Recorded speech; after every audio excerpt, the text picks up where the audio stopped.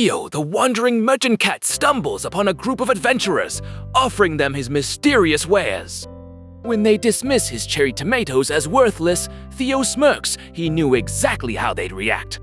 But when they discover these magical tomatoes decompose 10 grams of fat instantly, the adventurers lose their minds. They desperately demand to know who made these items, willing to pay any price for the source. Theo just laughs and keeps the farm's location locked tight as his little secret. Back at the farm, Park Sejun finishes harvesting his magical cherry tomatoes with the baby rabbits helping out. After a hard day's work, he decides to make something special, asking Pick the Bee for extra honey. He shakes up the tomato juice and honey mixture into the perfect post-harvest refreshment. As Sejun enjoys his vitality drink with the rabbits, he can't help but feel this is exactly how life should be. Just as Sejun was relaxing, the tower manager popped up with another quest: distribute the honey water or face disappointment.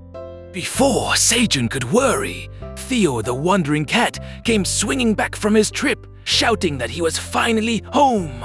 The little merchant had done his job perfectly, selling out all the goods and returning with a massive bag of tower coins. Even the black rabbit had caught the money-making bug, frantically asking for supplies so he could go earn more cash.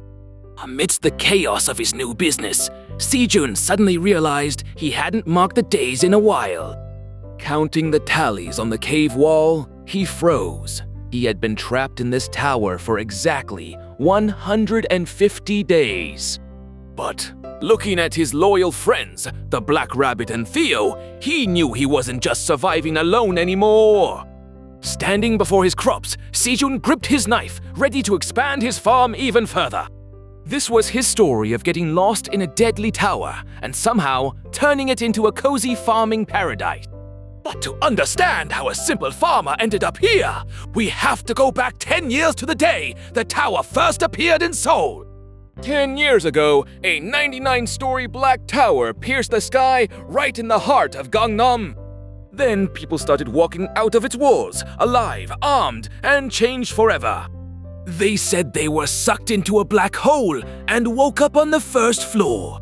Clear floors beat monsters, and you might get this: a golden ticket to enter freely. Only the awakened can climb higher, but ordinary folks need this ticket just to step inside. No one knew why the tower appeared until someone opened a briefcase full of gold. Coins, gems, treasures. The tower doesn't just test you, it pays you. The message was clear: go up, fight, win, and walk away rich. But the Awakened Association didn't wait. Ticket prices jumped from 150 million to 200 million won. And guess what? They raised it again next week. Hundreds lined up to buy tickets before the hike, while others muttered, "Is this worth dying for?" Park Sejun, 20 nicks, just smiled and said, "You're right." He knew the math didn't add up. After rent, tuition, interest, he had 12 million won. Maybe, if he skipped meals. He looked at the tower, glowing like a promise or a trap. Could he ever afford to enter? Park Sejun, completely drained but refusing to give up, realized he needed to save every one possible. He remembered buying cheap vegetables and thought, why not plant them himself? Prices were rising after all. His mind raced with fantasies, clearing the tower, becoming famous, even proposing to his idol, Sarah.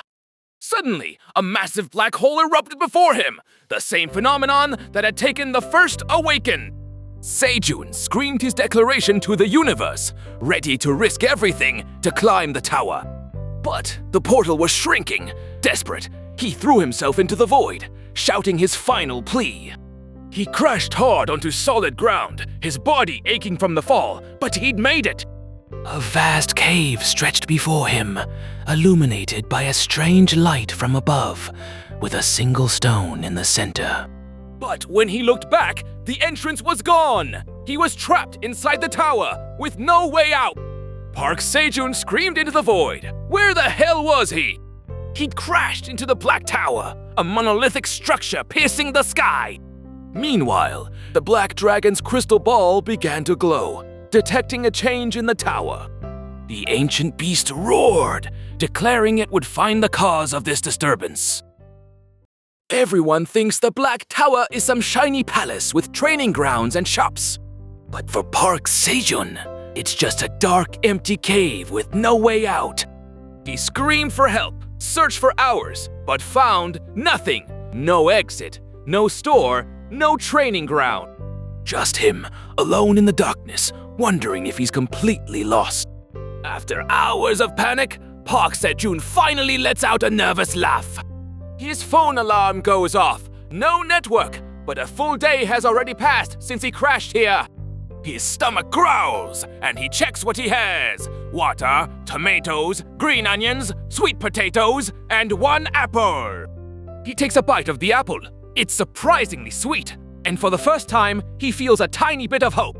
Park Sejun takes a bite of the apple and is shocked by how delicious it tastes. But that tiny meal leaves him sprawled on the cold cave floor, staring at the ceiling. Panic sets in as he realizes he could die here alone, but he refuses to give up on his tower dream. He finds a patch of dirt and starts digging, turning his survival instinct into action. Instead of eating everything, he plants the green onion roots, tomatoes, and sweet potatoes. For the first time, he stands tall and believes these tiny plants are his ticket to survival. Just as hope returns, a terrifying roar shakes the entire cave, freezing him in place. He looks up and sees the sky turning blue as the dreaded blue moon eclipse begins. The monster's deafening scream echoes through the tower, and Sejun realizes his nightmare is just starting. The blue moon's energy crashes over Sejun like a tidal wave, his body convulsing as he screams in agony. Above him, the black dragon soars through the eclipsed sky, drawn to the disturbance Sejun has caused in the tower. Overwhelmed by the power, Sejun collapses into unconsciousness, his body completely drained. When Sejun finally wakes up, his phone reveals the horrifying truth. He's been out for 2 whole days. Every muscle screams in protest as he tries to move, his body completely drained from the blue moon's assault. But what really catches his eye is the field giant green onions tower over him, grown to impossible sizes in just 2 days. He spots even more sprouts nearby, 52 tiny seedlings that must have been protected from the blue moon's effects. The tower's magic has made these onions thick as tree trunks, and Sejun has to struggle just to cut them down. With his harvest complete, Sejun can't resist the urge to taste this tower-grown delicacy. Park Sejun bites into a tower-grown green onion, and his face literally catches fire.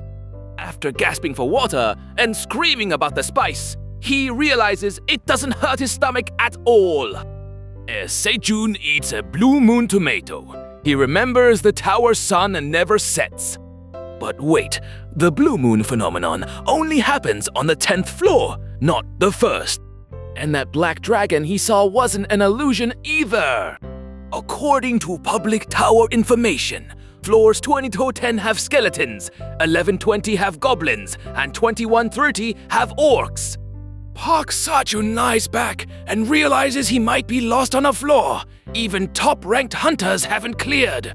Then he feels something wet and wonders if it's raining, even though the tower supposedly has perfect weather. Park Sejun's heart races as he hears a strange noise echoing through the cave. He braces for a monster attack, but what jumps down is far smaller than expected. Instead of teeth and claws, he's greeted by the cutest white rabbit he's ever seen. This little guy isn't scared at all. He's pointing at Sejun's green onions, clearly hungry. Sejun feeds him a stalk, and the rabbit devours it with pure joy.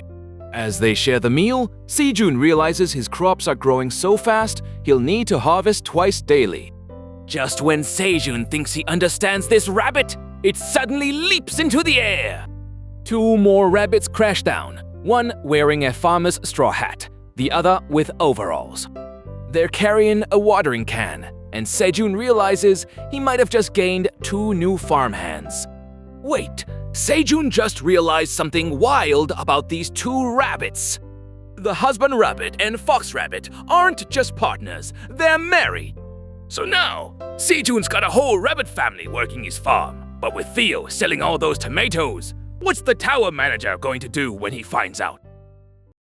The husband rabbit and wife rabbit worked in perfect harmony, singing as they tended the crops. Park Sejun watched them with arms crossed, wondering how 2 rabbits ended up as a couple in his tower. Then they dropped a bombshell. They wanted to live in his cave permanently. Their sparkling eyes and pleading expressions hit him like a physical force. He agreed on one condition: they'd help with the farm in exchange for shelter. The rabbits jumped on him with joy, their soft fur making him question his resolve. Then he noticed something impossible. The husband rabbit's watering can produce unlimited water.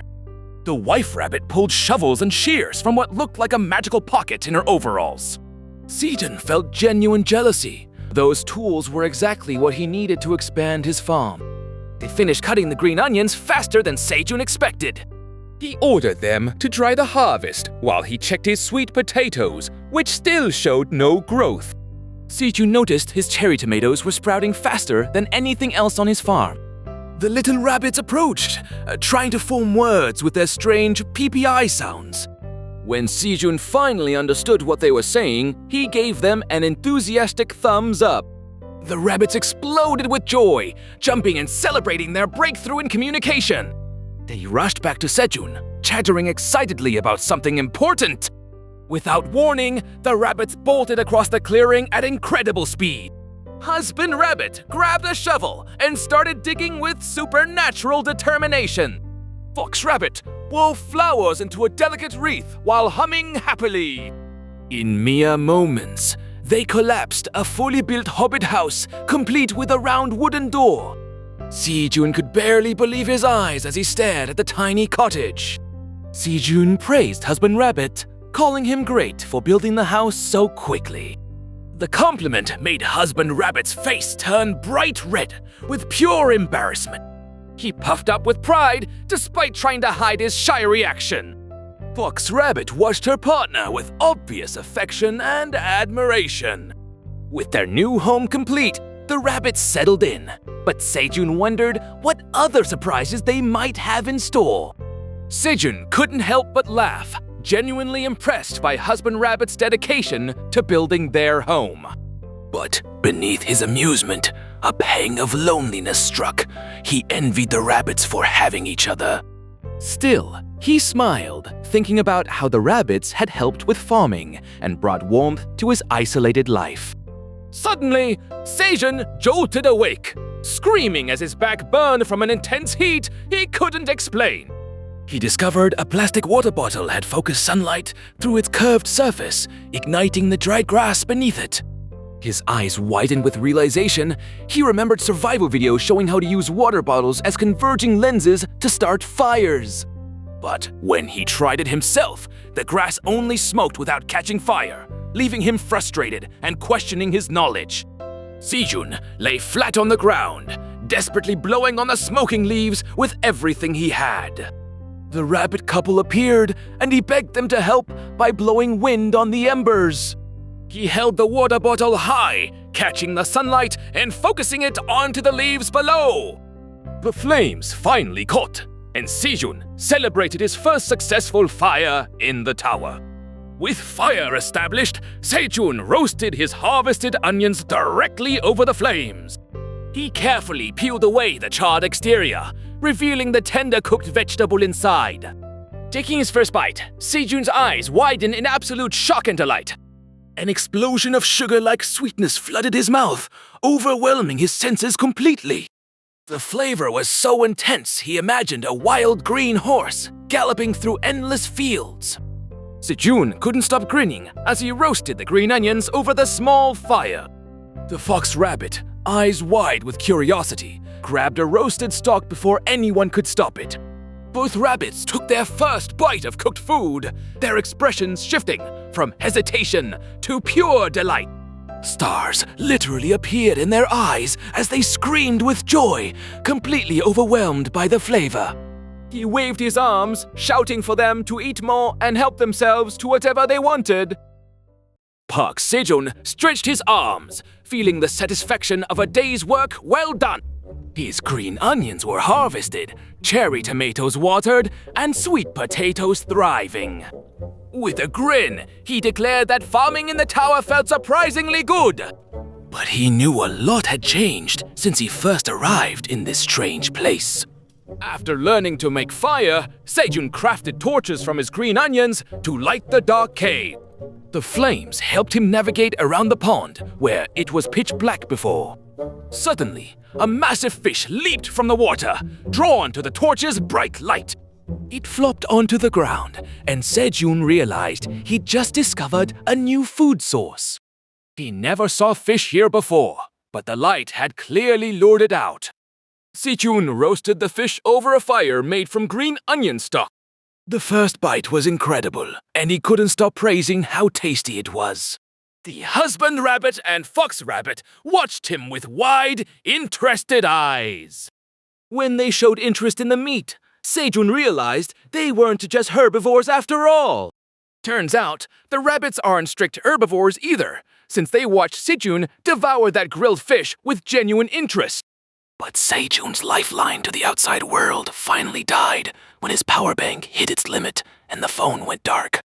With no way to track time, he started carving tally marks into the cave wall, realizing he'd been here 61 days.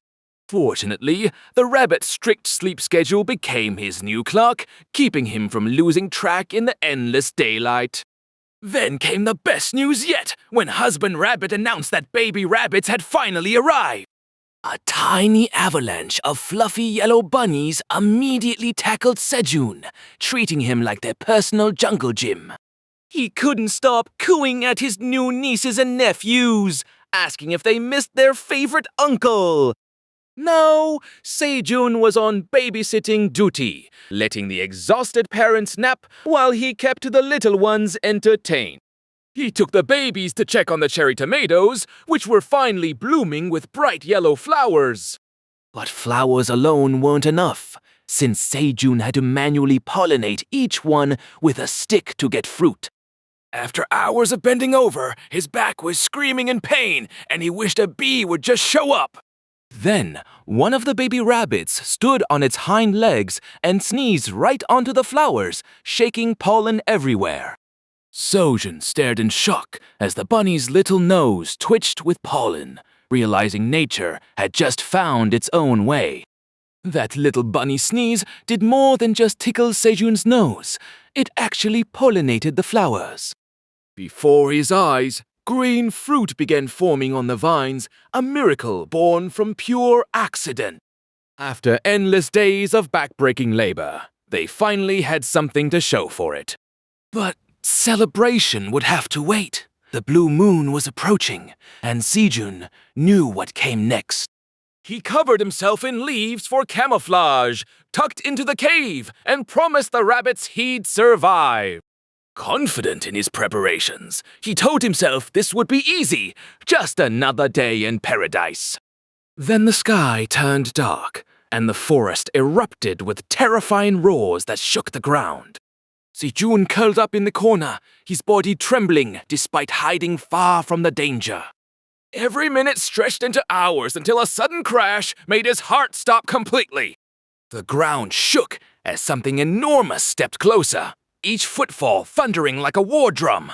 Through the darkness, a massive red beast lumbered toward his hiding spot, and Sejun realized his camouflage might not be enough. That thunderous step wasn't just a sound. It was the end of Sejun's luck. Park Sejun froze under his leafy disguise, heart hammering against his ribs as the beast loomed closer. He thought he was invisible, but panic made his legs shake like a newborn deer's. He tried to slip away silently, but his trembling hand betrayed him. His backpack tore open, spilling his precious tomatoes and water bottle across the ground. The crash echoed like a gunshot, and Sejun's blood turned to ice. There was no time to run. No time to think, just pure instinct screaming at him to move. The bear descended like a falling mountain, claws ready to end everything Sejun had built. That roar wasn't just anger. It was the sound of Sejun's world shattering into pieces. Sejun woke to the sound of tiny paws and soft chirping around him. He jolted awake, screaming as he realized he was surrounded by the rabbit family. His mind raced. What about the blue moon tomatoes? What about the monster? He'd passed out cold, his body aching from the shock of the attack. The memory crashed back. The bear's roar, the claws, the terror of almost dying. The bear had descended like a mountain, ready to crush everything Sejun had built. He'd nearly lost his life, and now he sat trembling in the cold cave. But Husband Rabbit wasn't just watching, he was taking action, starting a fire with fierce determination. The family wrapped Sejun in leaves and offered him roasted fish, their way of saying thank you. As he ate, Sejun realized this cave wasn't safe. The monster might return any time. Park Sejun clutched the roasted fish, grateful for the rabbit family's help after that terrifying bear attack. He devoured every bite, knowing he needed all the strength he could get to survive this deadly tower. The little rabbits cheered him on, their innocent support giving him hope in this impossible situation. But wait, something caught Sejun's eye near his tomato plants, and he couldn't believe what he saw. A cherry tomato had turned brilliant blue, glowing with an otherworldly energy that defied all logic. Sejun gently plucked the fruit, wondering if this strange blue tomato was actually ripe and safe to eat. The moment he harvested it, a system window flashed. His achievement had attracted the tower manager's attention. But instead of praise, the messages grew ominous, warning that the tower manager wasn't happy at all. The truth hit him like a truck. The tower manager had discovered Sejun wasn't even a properly invited guest. After 61 days of survival, Sejun realized his entire presence here was a massive blunder the manager wanted to hide. The tower manager was seriously considering killing him to erase the evidence, and Sejun was absolutely furious about it. Sejun wondered if he'd been too rude to the tower manager, but there was no time to worry about politeness. Suddenly, a system alert blared through the air, and Sejun was violently awakened by the tower manager's power. He realized this meant he was now officially an awakened being of the tower, which was actually pretty cool. Sejun's heart raced as he wondered about his job class, hoping for something epic like a swordsman or wizard. The tower manager announced his new class with celebratory fireworks, declaring him a tower farmer. He learned that being a farmer meant he wouldn't get sick and would gain experience from harvesting crops. Desperate to understand his new abilities, Sejun demanded to see his status window immediately. The window revealed his name, Park Sejun, at level 1 with all stats at 1, and his job as tower farmer. His talent was listed as ordinary, which sent a chill down his spine and made him sweat with worry. Despite his ordinary talent, Sejun imagined a future where he became famous for clearing the tower. In his daydream, he was a special guest on a late-night talk show, celebrated for his achievement. The host asked about his job, and Sejun's confident smile suggested he had something amazing to say. Sejun screamed in absolute horror when he learned his official class was Tower Farmer. He nearly threw away the precious blue moon tomato, refusing to accept this farming destiny. But the rabbit family watched his meltdown with wide, worried eyes that made him pause. He remembered how hard everyone worked to grow this fruit and couldn't bring himself to waste it. With a smile, Sejun decided to embrace his role as the tower's farmer after all. When he checked the tomato's stats, he discovered it permanently increased magic power by 0.05 MPass. Sejun went from despair to bragging about his amazing farming skills in seconds. Far away, the tower manager watched Sejun's little farm with interest and a low growl. Sejun celebrated his success with the rabbits, completely unaware of the danger approaching. A new quest appeared demanding he offer the blue moon fruit to the manager or face death. He muttered the terms aloud, dreading the final line that threatened his very existence. Sejun realized his farming success had just drawn the attention of a predator who wanted his prize. But the system never lied, and now he had to decide if he would surrender his life's work or die. Park Sejun freezes as a new quest pops up, demanding he give the blue moon fruit to the tower manager. He rages at the system, calling it blackmail. Death for refusing? How worthless does the manager think life is?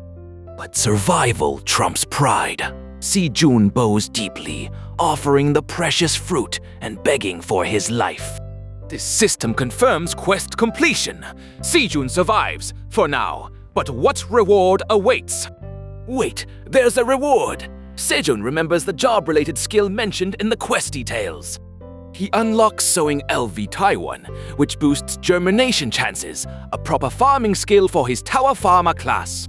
Standing in his field with the rabbits, Sejun realizes he's finally embracing his role as a tower farmer. But farming isn't enough. Sejun ventures into a cave, torch in hand, and a piranha leaps from the water. He smashes the fish with his torch, and it flops uselessly on the ground. First blood! 2 experience points earned. With this kill, Sejun reaches 10 total. Leveling up is finally within reach. With that piranha down, Park Sejun hits 10 experience points. Leveling up is finally within reach. He doesn't just survive, he thrives, grilling up his catch and calling the rabbits over for a feast. Watching the babies devour the fish, Sejun reminds them to leave some for mom and dad, already acting like a true caretaker. He even shares with husband Rabbit, who squeaks happily. This is no longer just survival, it's family. A system notification reveals their identity. Farmer White Rabbits, a monster species Sejun's never heard of outside the tower.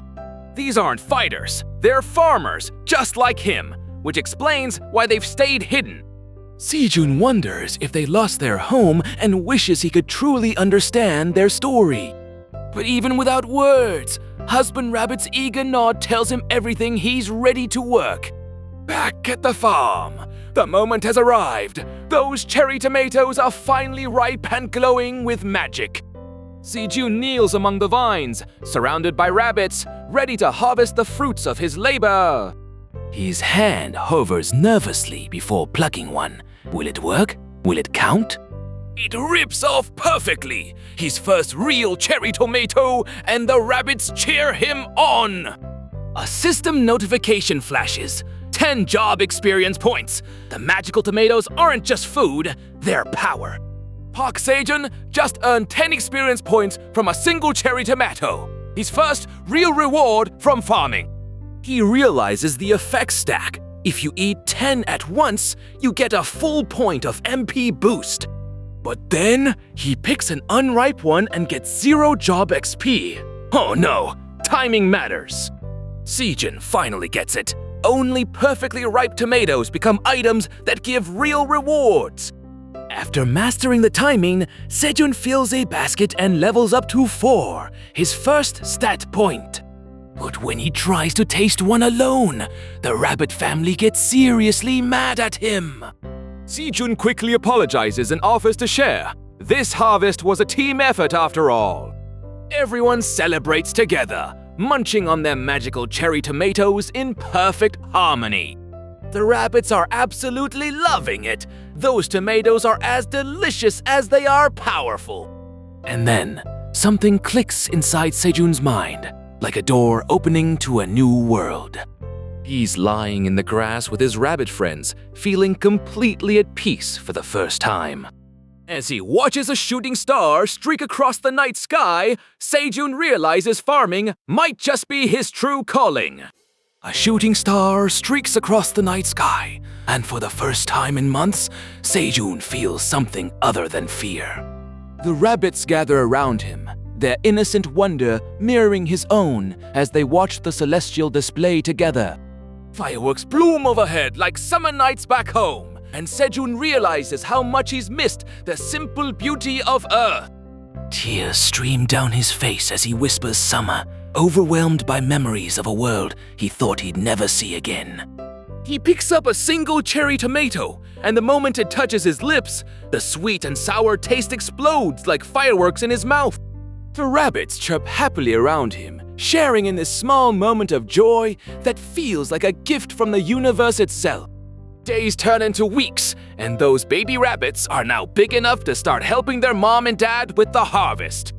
They carry vegetables together, their tiny paws working in harmony, just like their parents taught them. Sejun watches them with a proud smile, realizing these little ones are truly the children of farmer rabbits through and through. Exhausted from another good day's work, he drifts off to sleep, finally feeling at peace in this strange new world. But peace never lasts long in the tower, as a quest notification flashes in his mind, even while he's fast asleep. The system won't let him rest, blaring alarms until he jolts awake with a start, heart pounding. The tower manager wants 100 magical cherry tomatoes, and Sejun's already exhausted brain just screams, okay, before he can think. He grumbles about being forced to do things, but desperately hopes this reward will actually be useful for once. Harvest LV.1 appears, and suddenly he can get perfectly ripe fruit even if he picks it too early or too late. That's a game changer for a farmer who can't afford to waste a single precious tomato in this deadly tower. Turns out, that new skill is a total game changer for our overworked farmer. Instead of wasting time waiting for fruit to ripen, he can just pluck it early and let the system perfect it instantly. It's a massive boost to his efficiency, and for the first time in a while, Park Sejun feels like he's finally getting ahead. But the tower manager isn't done with him. A new quest pops up, demanding 200 magical cherry tomatoes. The number keeps climbing, 250, 300, getting greedier with no end in sight. It all culminates in one final impossible demand, 500 tomatoes, with absolutely no reward. The message is crystal clear. Hand over your entire harvest or die. For a long moment, Sejun just stares at the screen. Then he makes his choice. He refuses. The system even confirms that the tower manager is surprised by this unprecedented act of rebellion. It's a small victory, but it changes everything. The dynamic has shifted, and the tower manager is now on the defensive. Just when things were calm, the system pings with a new quest that demands 500 magical cherry tomatoes. Park Sejun explodes in anger, screaming that they've already taken hundreds and he needs them to survive. But the manager coldly states, this is the tower farmer's problem, which makes Sejun's expression shift from rage to a dark smirk. He decides he's done being pushed around, declaring that he simply isn't going to give it to them. The manager is flustered by this sudden rebellion, but Sejun walks away confidently with a green onion over his shoulder.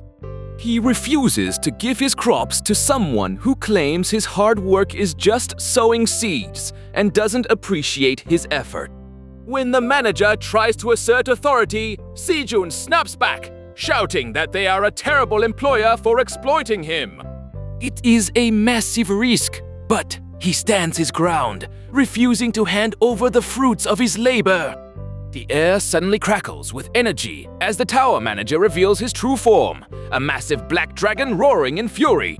The dragon looms over the farm, its presence overwhelming, but Sejun is protected inside a magical barrier. Instead of apologizing, Sejun casually eats a magical cherry tomato right in front of the beast, daring it to act. The manager is furious that Sejun ate the items, threatening immediate death if the quest isn't completed. Sejun ignores the threats and offers a compromise, saying the manager can just take 5 tomatoes now. He insists on saving the rest to feed the other kids, leaving the future payment completely up in the air. Surprisingly, the tower manager actually agreed to take just 5 tomatoes this time. Sejun sat back and realized the boss might be simpler to deal with than he expected. But things got weird on day 91 when the fourth blue moon appeared as a total eclipse. Sejun ate a tomato to boost his MP, hoping it would protect him from whatever came next. Then, the moonlight hit his crops, and they started sparkling with magical energy. Sejun's eyes went wide as he watched his green tomatoes turn a glowing blue color. The magical light was instantly ripening everything, turning ordinary fruit into something special. He couldn't contain his excitement, desperate to harvest the glowing fruit right then. Even the sweet potato leaves were glowing, and Sejun knew he had to check what was happening. Sejun didn't waste a second, sprinting straight for his crops to see what the magical light had done. He dug up a sweet potato and was shocked to find it permanently increased his MP stats just by eating it. Holding both the glowing potato and tomato, he felt like he was holding the entire world in his arms. But that joy was cut short when the tower manager triggered 2 quests at once, demanding both the tomatoes and the potatoes. Sejun played his hand perfectly, offering the basket of cherry tomatoes to complete the first quest immediately. The manager grumbled, but accepted the trade, leaving Sejun holding the last sweet potato with a plan in mind. With the manager distracted, Sejun decided the sweet potato wasn't going to the tower, but straight to his mouth. He took a massive bite, ready to soak up every bit of that permanent stat boost for himself. That bite hit like a fireworks show in his mouth, permanent MP boost locked in! With his belly happy, Sejun wrapped up a sweet potato in onion leaves and roasted it over the fire, savoring the wait. Just as the smell hit, the burrow door creaked open. His little family was coming out! He presented the steaming treasure to the crowd, but Husband Rabbit cut through the excitement with a serious gesture. The little guy insisted Sejun eat it alone since there was only one, completely unaware Sejun had already snacked on a magical tomato earlier. Sejun was genuinely moved by the selfless act, patting the rabbit's head while secretly hiding his earlier snack. He finally took a big bite, but the potato was still molten hot, straight to the tongue. The rabbits watched in horror as their guardian dropped the food, clutching his scalded mouth in pure regret. Sejun's mouth was on fire! Literally! That sweet potato was hotter than a dragon's breath. But wait, Fox Rabbit just pulled out some kind of ice magic, freezing those potatoes solid with a PPI ability. The baby rabbits couldn't resist. They dove right in, scarfing down the icy treats like there was no tomorrow. Turns out, eating frozen potatoes isn't all fun and games. The babies were shivering and regretting every bite. Sejun looked down at his sweet potato, now a frozen disaster, and groaned. All that work, all that hunger, wasted. But as the steam rose from those ruined potatoes, Sejun realized something strange. They were still somehow edible. Sejun immediately banned the baby rabbits from touching those dangerous sweet potato sprouts. The little ones threw a massive tantrum, clinging to his legs and screaming in protest. But Sejun had a brilliant idea. Help plant the sprouts and they'd earn special snacks. The promise of treats instantly transformed their tears into pure, sparkling excitement. With that motivation, the entire rabbit family got to work planting the sprouts. They dug holes with surprising efficiency, each little bunny focused on their task. One by one, they carefully placed the sprouts and patted down the soil. Even the husband rabbit had to step in when temptation got too strong. Meanwhile, Sejun checked on his magic cherry tomatoes, which were finally ready. The harvest notifications piled up as he gained experience and proficiency points. His tower farmer job leveled up from F to E, reaching level 8 overall. With his tomatoes finally ready, Sejun decided to whip up some snacks for everyone. But a system message popped up. The tower manager was curiously watching what he cooked. He skewered the cherry tomatoes on cleaned piranha bones, roasting them into sweet, soft treats. The baby rabbits went absolutely wild, devouring the roasted tomato skewers with pure joy. With the snacks done, Sejun turned to his sweet potato patch, ready for dinner. He dug into the soil and pulled out an impressive cluster of sweet potatoes. These weren't normal potatoes. Eating them burned fat and boosted strength by 0.1 for 10 minutes. 15 potatoes from 5 plants. Sejun was thrilled with his first harvest yield. But then he noticed something. A sweet potato sprout had fallen to the ground. When he replanted it, his sowing skill proficiency increased. Replanting counted as sowing. Sejun's eyes widened in horror. To level up, he'd have to replant every single sprout. He screamed at the baby rabbits to stop eating them. He'd do the planting himself. Meanwhile, in a distant library, the black dragon was humming while flipping through books. Suddenly, a skewer of Sejun's roasted tomatoes appeared in its claw. The dragon took a bite, and its expression shifted. The flavor had captured its full attention. The black dragon spat out the tomato, yelling about bitterness, but then discovered the sweet inside. That flavor hooked Aileen Fritani completely. She needed to know who made this magic. She peered through her crystal ball and found Park Sejun peacefully roasting sweet potatoes with his rabbit family. But then she noticed something that made the great black dragon absolutely furious. They were roasting without her. Before Sejun could enjoy his snack, the system slammed down a mandatory quest with a death penalty. Give 1 roasted strength sweet potato to the tower manager, or die. No reward, no escape. But Sejun wasn't going down without a fight. He asked the system for something in return. The tower manager caved. They revised the quest to include a job-related skill reward. Sukun unlocked 11 seed store, letting him purchase products from the seed shop once every 30 days. He immediately activated the skill, laughing with pure joy at finally getting a real advantage. But then reality hit. He checked his transaction history and found absolutely nothing. No money, no coins. Sejun panicked, asking if he could barter instead. The seed store had a solution for that. As the first rookie-tier customer, he received a free tower coin deposited directly into his seed bank account. Finally, the seed store rewarded Park Sejun with his first tower coin, worth about 1,000,000 won. He realized this was the currency used inside the Black Tower, and suddenly he could afford real farming supplies. The store showed 3 random options: red pepper, cabbage, and carrot seeds, each costing 0.1 tower coin. Each 1,000 seeds cost about 100,000 won expensive, but Sejun had to make his choice count. Red pepper and cabbage seemed risky since he couldn't make kimchi here, leaving him wondering what was left. Then, the husband rabbit and fox rabbit started frantically begging, and Sejun caught on. They wanted carrots. The entire rabbit family erupted in excited chatter, chanting carrot as they jumped around him. The husband rabbit was so excited, he literally jumped on Sejun's face, sealing the deal. Park Sejun spent 0.1 tower coin on 1,000 carrot seeds, earning his first seed shop mileage point.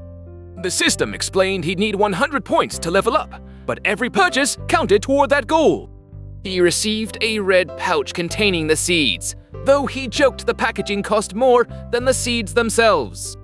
Then, the tower manager appeared in his notifications, strangely satisfied with Sejun's purchase. Why would the manager care? Sejun's farm life had finally found its rhythm, with the rabbit family working alongside him in perfect harmony. Even the newly planted carrots were getting attention, with the rabbits apparently obsessed with the spot where he'd buried the seeds. But just as Sejun settled in for a well-deserved nap, an annoying buzzing sound cut through the peaceful afternoon air. There, hovering right in his face, was the source of the disturbance, a tiny, impossibly cute, bee-like creature. With those huge purple eyes and fluffy white cheeks, the creature looked more like a stuffed animal than a threat. But the tower system window dropped a reality check that would freeze anyone's blood. This was a poison honeybee. Sejun's heart nearly stopped as he realized his adorable new neighbor was actually a carnivorous monster with deadly venom. He desperately tried to warn the rabbits, but they were already making their escape, leaving him completely exposed. In the most betrayal-filled moment of his tower life, the entire rabbit family scattered without a second thought. Sejun's scream of abandonment echoed through the cave as he realized he was completely alone with a flesh-eating predator. The tower manager's database confirmed the worst. These bees hunted monsters, ate their flesh, and had stingers that could kill. Now backed against his crops, Sejun was desperately pleading with a creature that probably didn't understand human pleas for mercy. Sejun screamed and swung his green onion like a weapon, desperate to fight back against the beast. But instead of attacking, Pick just hovered there, completely distracted by the yellow flowers. The bee was happily sipping nectar, its purple eyes sparkling with pure joy. Sejun froze mid-swing, his brain struggling to process what he was seeing. Wait a minute, these weren't carnivorous monsters at all. They were just hungry for moisture. The realization hit him like lightning. Pick wasn't a predator, it was a pollinator. Sejun's fear instantly vanished, replaced by pure excitement as he called out to his new friend. He offered Pick all the flowers in the farm, telling the bee to eat its fill. Pick zoomed around with happy buzzes, already doing the work Sejun had been struggling with. No more manual pollination. This tiny bee was about to revolutionize his entire farming operation. Just as Sejun was celebrating, the rabbits peeked out from behind a rock, having returned after their panic. They rushed to Sejun, clinging to his legs and refusing to let go despite his protests. Pick finished feeding and flew straight back to Sejun, buzzing with affection.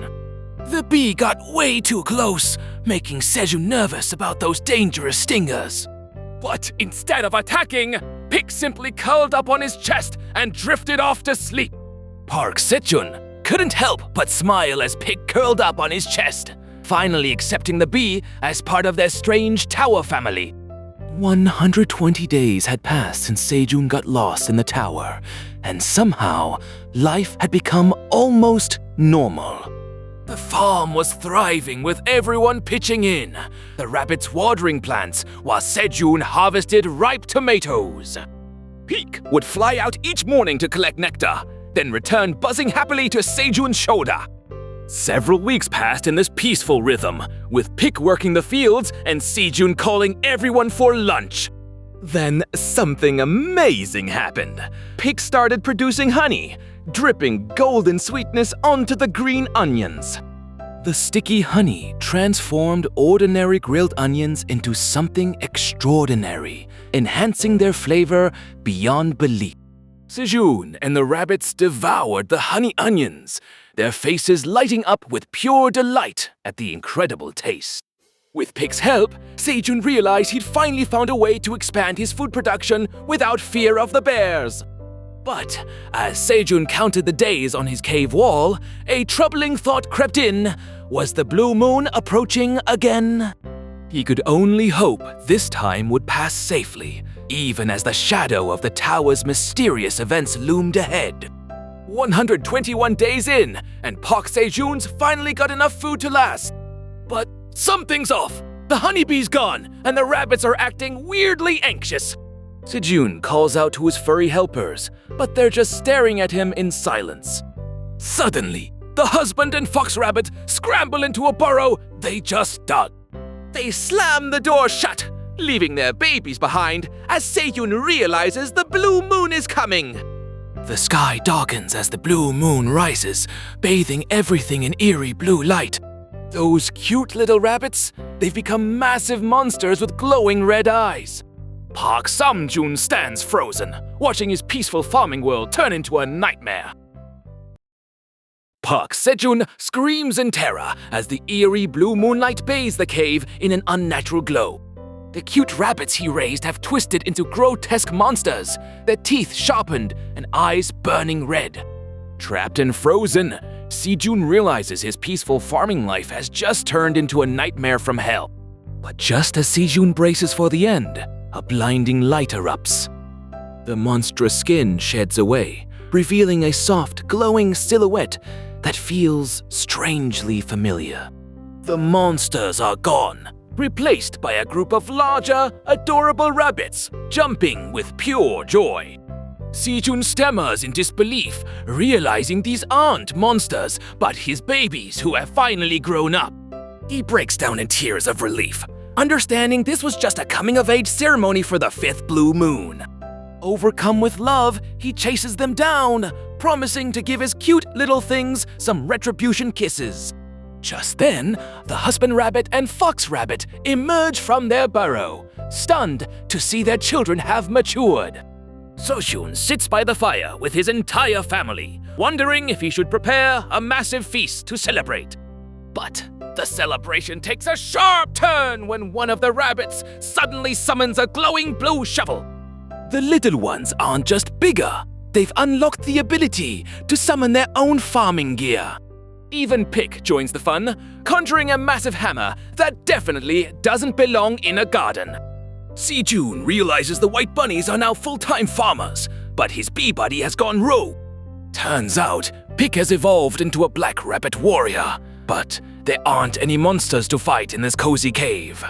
While the rest of the family pitches in with the harvest, Sejun feels a warm swell of pride watching them grow up. But poor Pick is just lying around eating tomatoes, completely unemployed and useless to the farming operation. Sejun gets an idea. Since Pick is a warrior, he should hunt fish in the underground pond to prove his worth. They try a torch lure strategy, but the fish in this tower are absolutely massive and incredibly aggressive. As the beast leaps for Sejun's face, Pick finally gets his moment to strike, but this fight is far from over. That fish was absolutely massive, and Sejun was about to become its next meal. But Pick didn't hesitate. He swung that hammer with everything he had. One hit later, and the beast was nothing but a skeleton on the ground. Wait, Sejun realized the fish was already cooked when Pick struck it. Now, the whole rabbit family was staring at that fish, drooling uncontrollably. After day 125, the seed store finally reopened with fresh options. But Sejun's jaw dropped. The prices were completely different from before. With only 0.9 tower coins, he could barely afford the waxy corn seeds. If prices kept climbing, he'd be stuck farming forever with no upgrade. Sejun knew clearing floors was impossible, and hunting monsters took time he didn't have. Then it hit him! That haste-level quest from the tower manager was still waiting. He called out to the manager, demanding his tower coin reward right now. Sejun called out to the tower manager, demanding his tower coin reward for completing that impossible quest. But the manager's response was brutal. He needed to be at least 300 years old to collect his coins. Sejun nearly exploded, realizing he'd need to pass those coins down through 7 generations before anyone could claim them. He forced himself to calm down, knowing losing his temper would only make his situation worse. With no coins coming anytime soon, Sejun decided to focus on what he could actually control: his survival. He spent half a tower coin on 200 waxy corn seeds, planning to steam, grill, and even grind them into flour.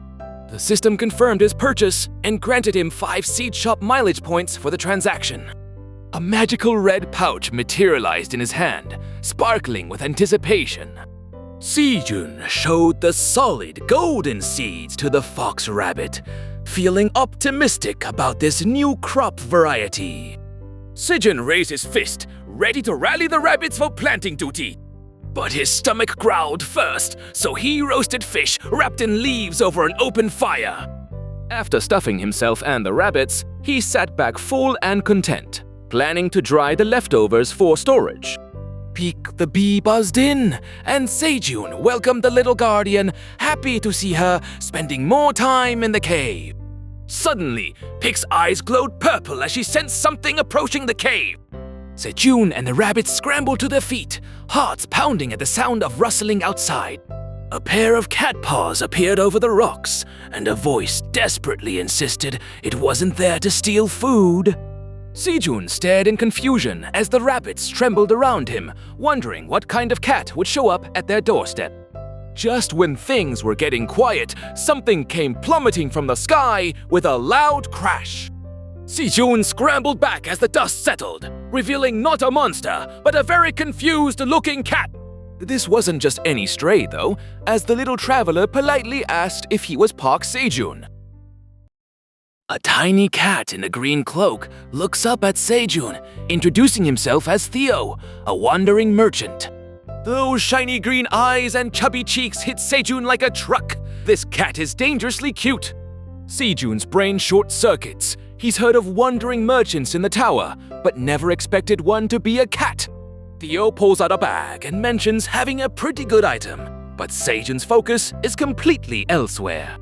Just as Theo tries to act professional, his stomach lets out a mighty growl that shatters our dignity. The embarrassed cat admits he hasn't eaten all day, completely ruining his mysterious merchant persona. Sejun's face twists into a predator's grin. He's found the perfect way to win this merchant's trust. Sejun pulls out a perfectly roasted fish, asking Theo if he wants to eat it. The cat's eyes go wide with desire, but he tries to maintain his professional composure. Sejun doesn't take no for an answer, and Theo dives in, savoring every bite of the sweet, tender meat. 5 fish later, Theo is lying on his back, belly full and completely satisfied. Grateful beyond words, Theo thanks Sejun profusely, his guard completely down after that incredible meal. With his belly full and heart warm, Theo finally brings up the deal, and Sejun eagerly asks about the price. With a playful grin, Sejun reminds Theo that even the best meals come with a price tag. Theo, still full and happy, is shocked to learn there are no freebies in this world. Defeated but honest, the little cat hands over half a tower coin, his only currency. Sejun celebrates his first earnings, while Theo sulks in the background, realizing he's already in debt. Refusing to go home empty-handed, Theo vows to sell his stock, no matter the cost. He unveils his treasures, a tumbler, a mini fan, and a hand warmer, all priced at 5 coins each. Sejun eyes the gear, instantly recognizing these aren't magical artifacts, but items from the outside world. Theo tries to sell the fan as a wind magic enchantment, unaware he's just holding a battery-operated gadget. Cutting through the sales pitch, Sejun bluntly declares that every single item is just trash. Theo explodes in anger, screaming that these are valuable goods from outside the tower. Sejun reveals he's from the outside too, explaining that the tumbler is just insulated steel, not magic. To prove his point, he points out the fan's dead battery, watching the blade spin to a halt. Realizing he was scammed by a kind stranger, Theo collapses to the ground, sobbing in pure despair. The scammer's betrayal hits Theo like a physical blow, sending him to his knees in pure despair. He can't believe it, sobbing that the person he thought was kind was just another con artist. Through his tears, Theo reveals he's from the 75th floor, a neutral zone deep within the tower. His mind flashes back to Grenard Village, where he tried to confess his love to the beautiful Meryl. But his rival, Oren, the son of the village's richest cat, swooped in with a massive high-quality salmon.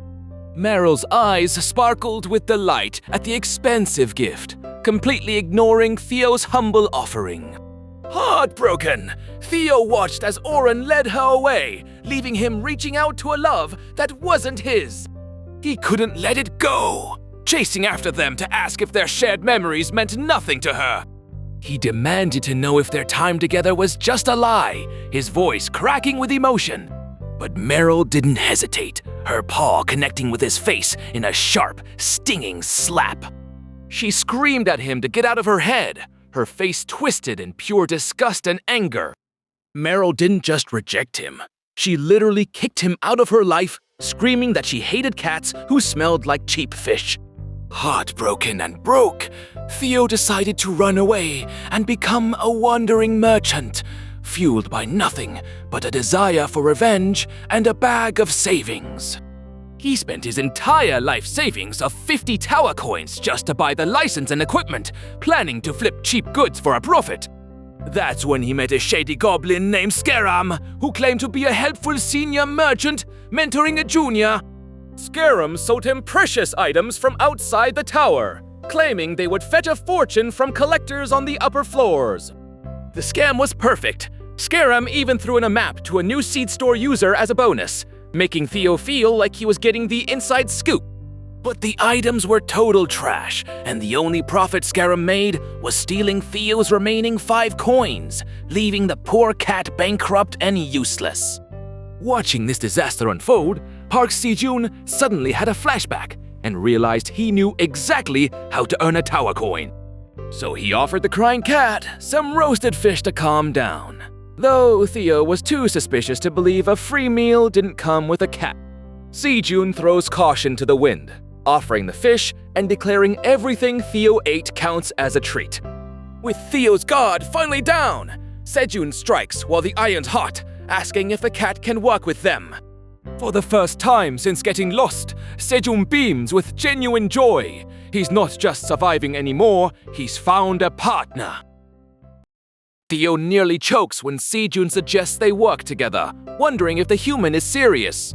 But Sejun is dead serious, kneeling down to tell the cat he's got real talent despite his mistakes. Just like that, the mood shifts from despair to relaxation as everyone settles into their new reality. Sejun pitches a simple deal. Theo sells his items and gets a cut of the profits. The cat gets 3 to 5% of every sale, plus the ability to mark up prices. But here's the kicker. Sejun reveals a mountain of grilled fish as a weekly salary. Theo can't believe his eyes as he stares at the fish, his mouth watering uncontrollably. But Theo's heart is racing. He remembers the scammers who ruined him before. He tries to negotiate, asking for 20 fish just to reconsider the whole thing. Sejun's grin turns absolutely sinister as he decides to throw caution to the wind. 25 fish total, and Theo is practically glowing with happiness, counting every single one. That brings the total to 25 grilled fish, and Theo is literally drooling with joy. But Sejun ups the ante by promising unlimited fish whenever he visits, sealing the deal instantly. They grab a quill and sign the dotted line, officially making Park Sejun Party A and Theo Party B. Theo is so excited by the fish he doesn't even read the fine print until it's too late. The paper glows and transforms into a magical tower contract that can't be destroyed or tampered with. Theo tries to back out by citing a termination clause, but Sejun just pets him and calls him Sales Scat Theo. When Theo finally asks what he's supposed to sell, Sejun casually admits it's just cherry tomatoes. The cat freezes in horror, realizing he's bound his life to a guy farming basic vegetables. Sejun hands over a single cherry tomato, explaining it boosts MP by 0.1 for 10 minutes. Theo expects a bargain, but Sejun casually prices it at 0.05 tower coins, making the cat scream in horror. Despite the absurdity, Theo realizes the contract demands 5 coins in revenue, or he loses his grilled fish supply. To meet the quota, Sejun orders a massive haul of 1,000 tomatoes, piled high alongside 25 grilled fish. Theo reveals his secret weapon, a magical bundle capable of space expansion and preservation magic. With a swirl of blue energy, the entire mountain of food vanishes into the cat's pocket dimension. Theo waves goodbye, carrying the fate of Sejun's new business empire on his small back. Meanwhile, a few days later, on the 38th floor, a terrifying roar shakes the sky. Team leader Kim Dong-sik of the Phoenix Guild corners a massive beast, commanding his team to finish it. Fireballs explode against its hide, but the beast only falls when Kim Dong-sik unleashes a devastating sword skill. The guild celebrates their leader's overwhelming power, though he dismisses the praise with a tired sigh. He playfully warns Jessica not to cheat again, unaware that the tomatoes he just ate were the very ones Theo is selling. Dong-sik's relief at victory turns to pure shock when he senses an intruder nearby. Out steps a tiny, adorable cat in a green hood, offering to show them good stuff. The entire guild freezes in disbelief. This is no ordinary monster, but a wandering merchant. Theo proudly unveils his wares, a massive basket overflowing with glowing red tomatoes. But when they check the stats, the hunters scoff at a mere 0.01 megapascal boost for 10 minutes. Jessica nearly explodes when she learns the price, 0.05 tower coins for a tiny tomato. Then Jessica spots the hidden effect. Eating one causes you to lose 10 grams of fat. The guild's attitude flips instantly. They can eat up to 10 per hour for maximum results. Chaos erupts as hunters scream for every single tomato, leaving Theo completely overwhelmed. The demand for magic tomatoes spirals out of control as hunters start fighting over every single fruit. Poor Theo is completely overwhelmed, trying to manage the chaotic crowd with his meow. While the chaos unfolds, Park Sejun quietly levels up from his farming, earning a bonus stat. He realizes the tomatoes are a gold mine. They dissolve 10 grams of fat with 0 side effects. Sitting in his glowing field, Sejun is certain that this unique diet product will sell out instantly. With a confident smirk, he fully trusts in the power of the Earth's diet to make them rich. Theo returns to the spot, exhausted but with a heavy bag of coins because everything is sold out. But as he counts the earnings, the cat realizes the 3% commission was a terrible deal for him. He sweats in regret, knowing he just gave away a fortune to a farmer who is about to demand more. Park Sejun sits in deep meditation, crunching the numbers on his latest harvest. Only 70% of his carrot and tomato seeds actually sprouted, a rate he suspects is due to his low farming level. With Theo handling the sales, Sejun knows he needs to maximize his crop volume to truly capitalize on their new income stream. Suddenly, the pond erupts as aggressive fish monsters leap into the air, caught in a chaotic frenzy. The Black Rabbit, wielding a flaming torch and a wooden club, single-handedly drives the beasts back from the water. Sishu watches in awe as his tiny companion proves that even the rabbits are evolving into capable hunters. A brilliant blue aura surrounds the Black Rabbit as it absorbs the combat experience and levels up for the very first time. Sejun is overjoyed to see his non-combat pet transforming into a true warrior right before his eye. After such a productive session, Sejun decides it's time for a well-deserved break with some hot coffee. With some scavenged coffee powder and picked sweet honey, Sejun crafts a true luxury, a honey Americano. This isn't just a drink, it's a perfect harmony of bitter and sweet that relieves both fatigue and hunger. He offers a sip to the Black Rabbit, but the little guy spits it out in disgust, proving that rabbits have a much more sensitive palate than humans. Suddenly, Pig returns carrying a massive beehive, deciding to move in permanently so the whole group can finally feel like a family. But the tower manager isn't done, triggering a new quest demanding 10 magic cherry tomatoes with a threat of disappointment. Sejun notices the manager has dropped the death threats, realizing the creature has actually started to like him and is now just asking nicely.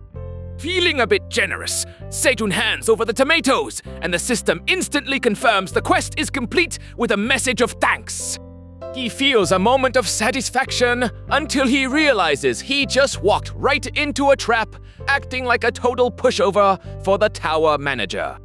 Meanwhile, back in town, a green-skinned goblin named Scarum is fuming. His latest mark, that bastard cat, hasn't shown up to return from his shopping spree. Scarum's not worried. He's plotting. He'll lend the cat money at insane interest, knowing he'll never pay it back and become a slave until death. His screen widens, eyes glowing red. He's already imagining the cat chained to his side, working forever to repay an impossible debt. Feeling thirsty and triumphant, Scarum checks the Wandering Merchant sales ranking, and there he is, finally cracking the top 1,000 at 999th place.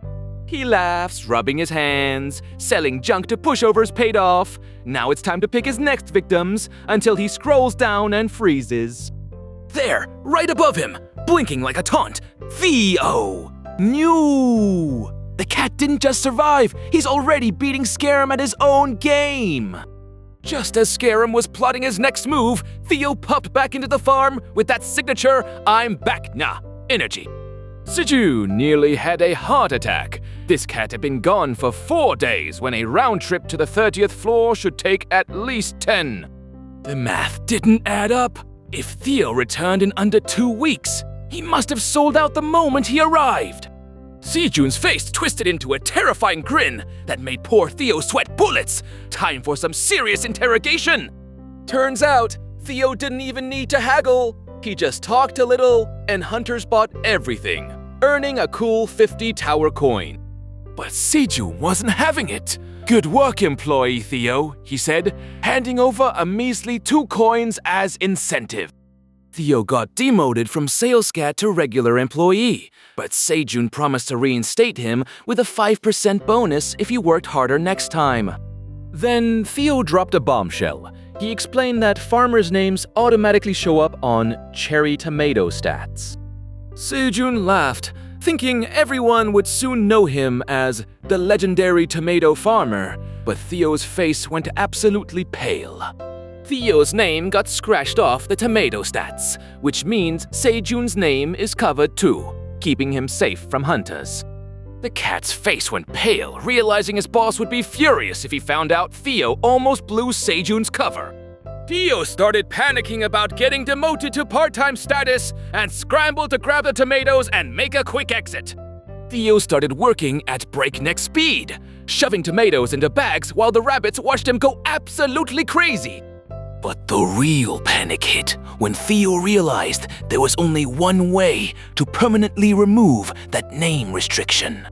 Sejun just sat there wondering what had gotten into Theo, while the Black Rabbit watched the whole chaotic scene unfold. Back in the real world, team leader Dongshik is absolutely losing it over a text from his daughter. It turns out these magical tomatoes aren't just food. They're basically a love potion for the ladies. The demand is so high that his own team members are practically begging to buy the stock at any price. Dongshik decides he can't wait around and orders an immediate emergency raid on the 38th floor. Even the usually relaxed Jessica and the girls show up fully geared, desperate to get their hands on the goods. The whole guild marches out with a single mission: secure the magical tomatoes no matter the cost. Meanwhile, the wandering merchant cat is having a totally different kind of crisis out in the wild. He's doing the math and realizing his inventory limit means he'd have to make over 10 trips just to sell everything. He suddenly remembers where the humans were gathering last time, and he's got a brilliant new plan. Meanwhile, the wandering merchant cat spots a group of hunters who have been waiting for him. He's stunned to learn they camped out for 3 days just to buy his magical cherry tomatoes. But when he tries to sell at the old price, he suddenly realizes he can raise it. He boldly announces the price has gone up to 0.07 tower coins per piece. Instead of complaining, the hunters immediately start demanding hundreds of tomatoes. The cat is left staring at his empty bag, shocked that all 1,500 tomatoes sold out instantly. With this new customer base, he calculates he can reach his goal of 1,000 coins in no time. His real goal is to become a mid-level merchant and uncover the name of his mysterious vendor. Just then, a new hunter approaches and comments on how much the cat resembles someone. The cat corrects her, introducing himself as Theo, while she gives her name as Theo. The mysterious cat immediately questions Suha about who he supposedly resembles. But Suha has a secret weapon. She pulls out Churu, and Theo's entire demeanor changes from arrogant to ecstatic. She bribes him with more treats in exchange for a selfie, and Theo eagerly poses for the camera. Suha beams with genuine happiness, her companions noting how rare it is to see her smile like that.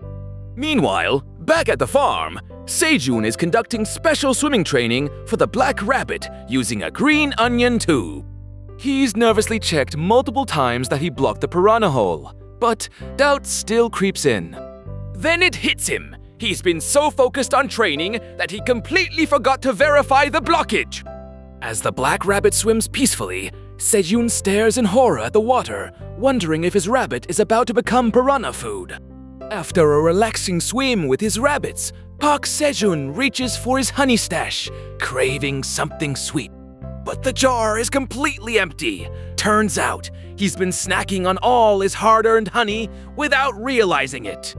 Then he notices something strange. Poison bees been MIA for days, and now there's a whole new hive glowing in the cave. Peeking out are dozens of tiny baby bees. Sejun didn't even notice Poison Bee had given birth to an entire colony. Realizing he can't just barge in empty-handed, he spots some yellow tomato flowers, perfect for a housewarming gift. Sejun waves the flowers cheerfully, calling out to Poison Bee with a housewarming gift in hand. But instead of gratitude, the baby bees' eyes glow blood red. They're not impressed by his flowers at all. The swarm descends with terrifying buzzes. Sejun's in full panic mode as the bees attack without warning. The Black Rabbit grabs a drum and starts banging war cries, ready to fight back. But Sejun screams for him to stop. Just as Sejun's about to get swarmed, a massive command echoes through the cave, freezing the entire bee army in midair. A towering figure emerges from the shadows, radiating golden power that makes even the aggressive baby bees obey instantly. Sejun's jaw hits the floor as he recognizes that familiar golden glow. He's seen this before. It's Poison Bee herself, but transformed into an elegant queen with a crown, cradling her babies like the mother she is. That golden aura? It's Pick, but she's evolved into something magnificent. The little bee who protected Sejun now floats before him as the queen poisonous honeybee, her babies buzzing around her. Even the husband rabbit drops his drum in shock. This isn't the bee they knew, and Sejun can barely process what he's seeing. The tower manager flips through ancient texts, searching for any record of poison bees evolving into humanoid forms. Nothing in the official guidebook explains this bizarre transformation. Pick's evolution defies every known rule. He decides to monitor the situation through his crystal ball, planning to consult his mysterious grandpa about this anomaly. Back in the cave, Sejun stares up at the magnificent queen bee floating before him, barely recognizing his old companion. He stammers, asking if this gorgeous woman is really the tiny, cute poison bee who used to protect him. Even the husband rabbit drops his drum in shock at this unbelievable transformation. It all started when Pick first tasted the magical nectar from Sejun's cave flowers, triggering her metamorphosis. Every meal made her grow stronger and emit a scent that caught the attention of the terrifying queen bee. Once she could lay eggs, Pick chose Sejun's cave as the safest place to build her own hive and start a family. But becoming a queen wasn't easy. Pick endured agonizing pain as her body reshaped itself inside the new hive. Through several brutal transformations, she pushed through darkness and pain to emerge as something entirely new. And now, after all that struggle, the little bee who once protected Sejun stands before him as the magnificent Queen Poisonous Honeybee. And just like that, Pick emerged from her painful transformation as the magnificent Queen Poisonous Honeybee. Sejun couldn't help but smile, handing her some yellow flowers even though the timing felt a bit awkward. Pick squealed with joy and tackled him in the biggest hug she'd ever given. Suddenly, dozens of tiny baby bees swarmed over Sejun's body, claiming him as their new king. Surrounded by rabbits and bees alike, Sejun laughed and told them all he liked them too.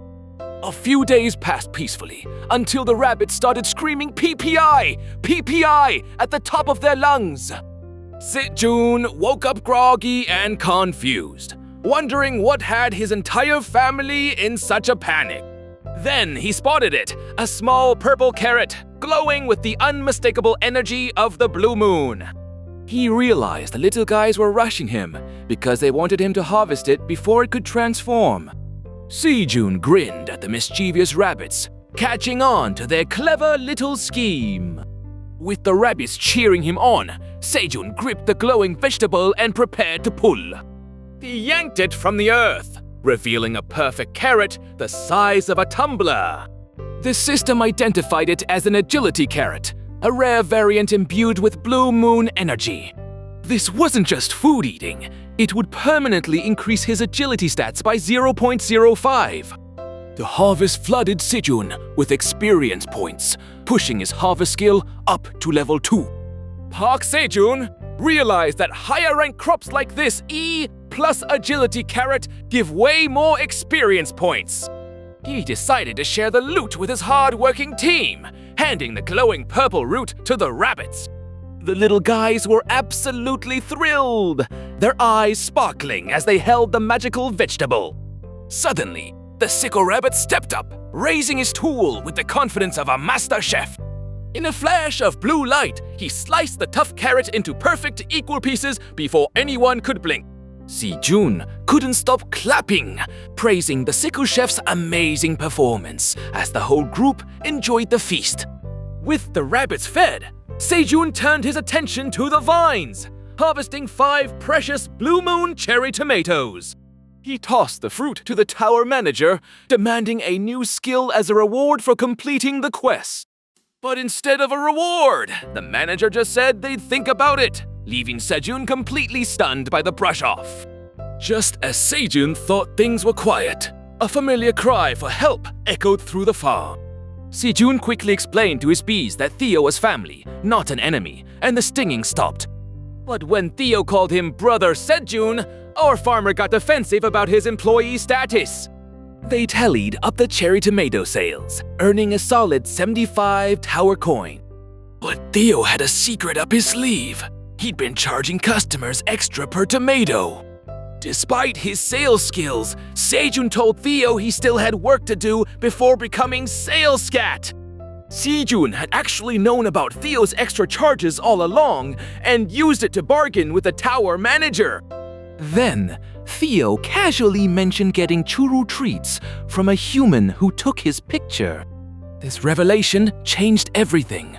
Humans could enter the tower through vanishing, bringing outside items with them. Turns out there's a second way to bring items in. Awakened hunters can slip about 1 kilogram of outside goods past the tower's restrictions. They carry hunter phones with solar charging, perfect for the tower's endless sunlight, plus basic photo apps and short-range comms. Their bags are packed with instant kimchi fried rice, tower-only cigarettes, and other survival supplies they grab before vanishing inside.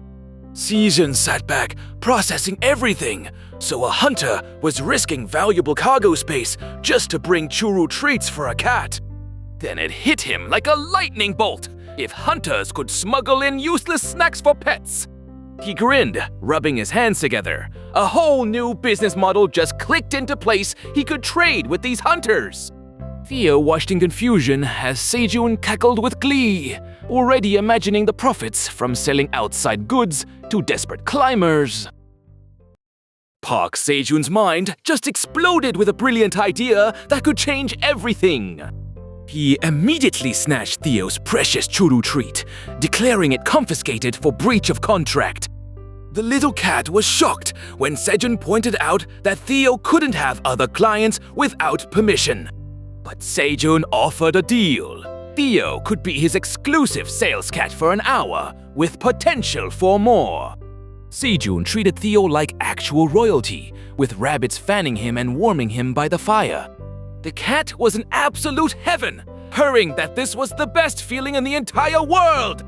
Sejun even grilled fish, specifically for his new business partner, who was now lounging in pure luxury. Then Theo dropped a bombshell. His golden badge was a wandering merchant license that cost a fortune to maintain. Theo explained that his wandering merchant license was a high-level membership, granting access to exclusive facilities. Its biggest perk? Absolute immunity from monster attacks, a privilege Sejun desperately wished he had. But when Sejun asked if he could bring hunters to his location, Theo explained that only merchants could use the special passageways between floors. Confused, Sejun asked what floor they were on, and Theo cheerfully replied that they were on the 99th floor.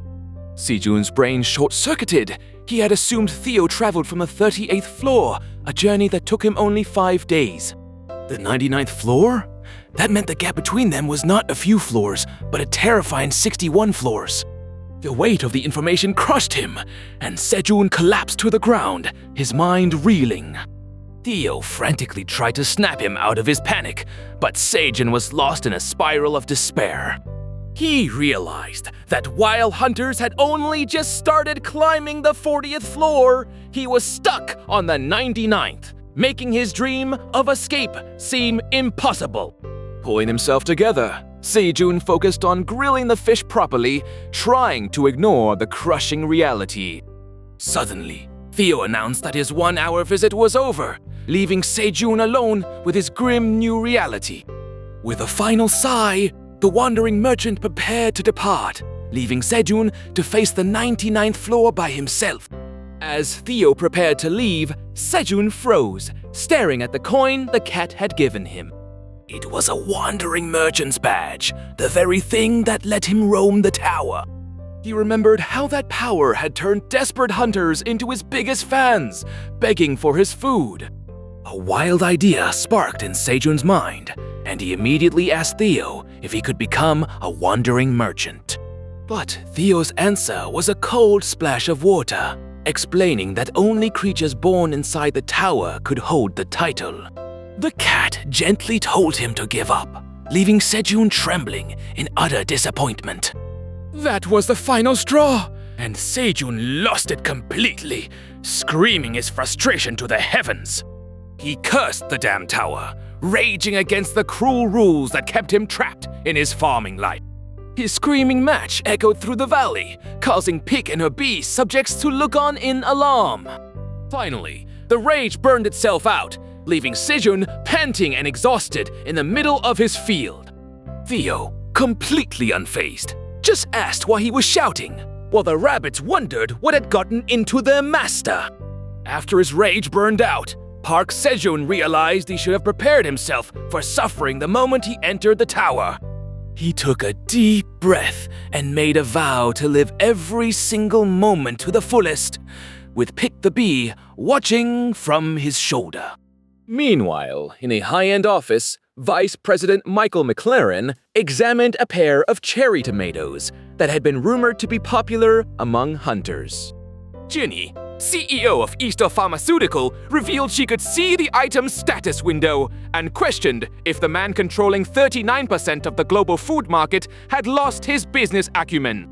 She called it a crappy item, but her tone suggested she knew something McLaren didn't about these tomatoes from the tower. Jenny snapped her fingers, activating a holographic display that showed before and after metabolic data comparing normal humans to those who consumed the tomatoes. Ipsy Laren stared in shock as the data revealed the tomatoes dramatically increased basal metabolic rate, burning calories far beyond normal limits. She explained that while they couldn't extract the compound from tower items, the research data they'd gathered was beyond their wildest imaginations. Ipsy Laren demanded to know why she was showing him this, asking if this wasn't a business she could monopolize on her own. Jenny calmly revealed she only needed his previously unsuccessful tower farming project, leaving him completely stunned. How did she even know about his failed project? The implications of this knowledge sent McLaren spiraling into panic. Jenny presses McLaren to regain his father's trust, the current president of Gaggle. She reveals the board will elect a new chairman since the current one is sick, then drops the bombshell. 2 magical cherry tomatoes sit on the plate, McLaren's failed project now in her hands. She asks if they look appetizing, knowing full well what they can do to a man like him. McLaren snatches the tomato, his eyes wild with greed and anticipation. The moment it hits his tongue, everything changes. He's never tasted anything like this. Sweet, delicious, absolutely transcendent. He laughs like a madman. Both of them are hysterical now. The power dynamic completely shifted in Jenny's favor. With his K-farm finally established, Park Sejun starts mapping out improvements for his new home. But Theo drops a chilling warning about the crimson giant bear lurking nearby, the same monster that nearly killed him before. Sejun gets creative, planning to use his poison honeybees as an aerial patrol system to guard the perimeter. With his defensive strategy locked in, he's ready to finally step outside and explore beyond his cave.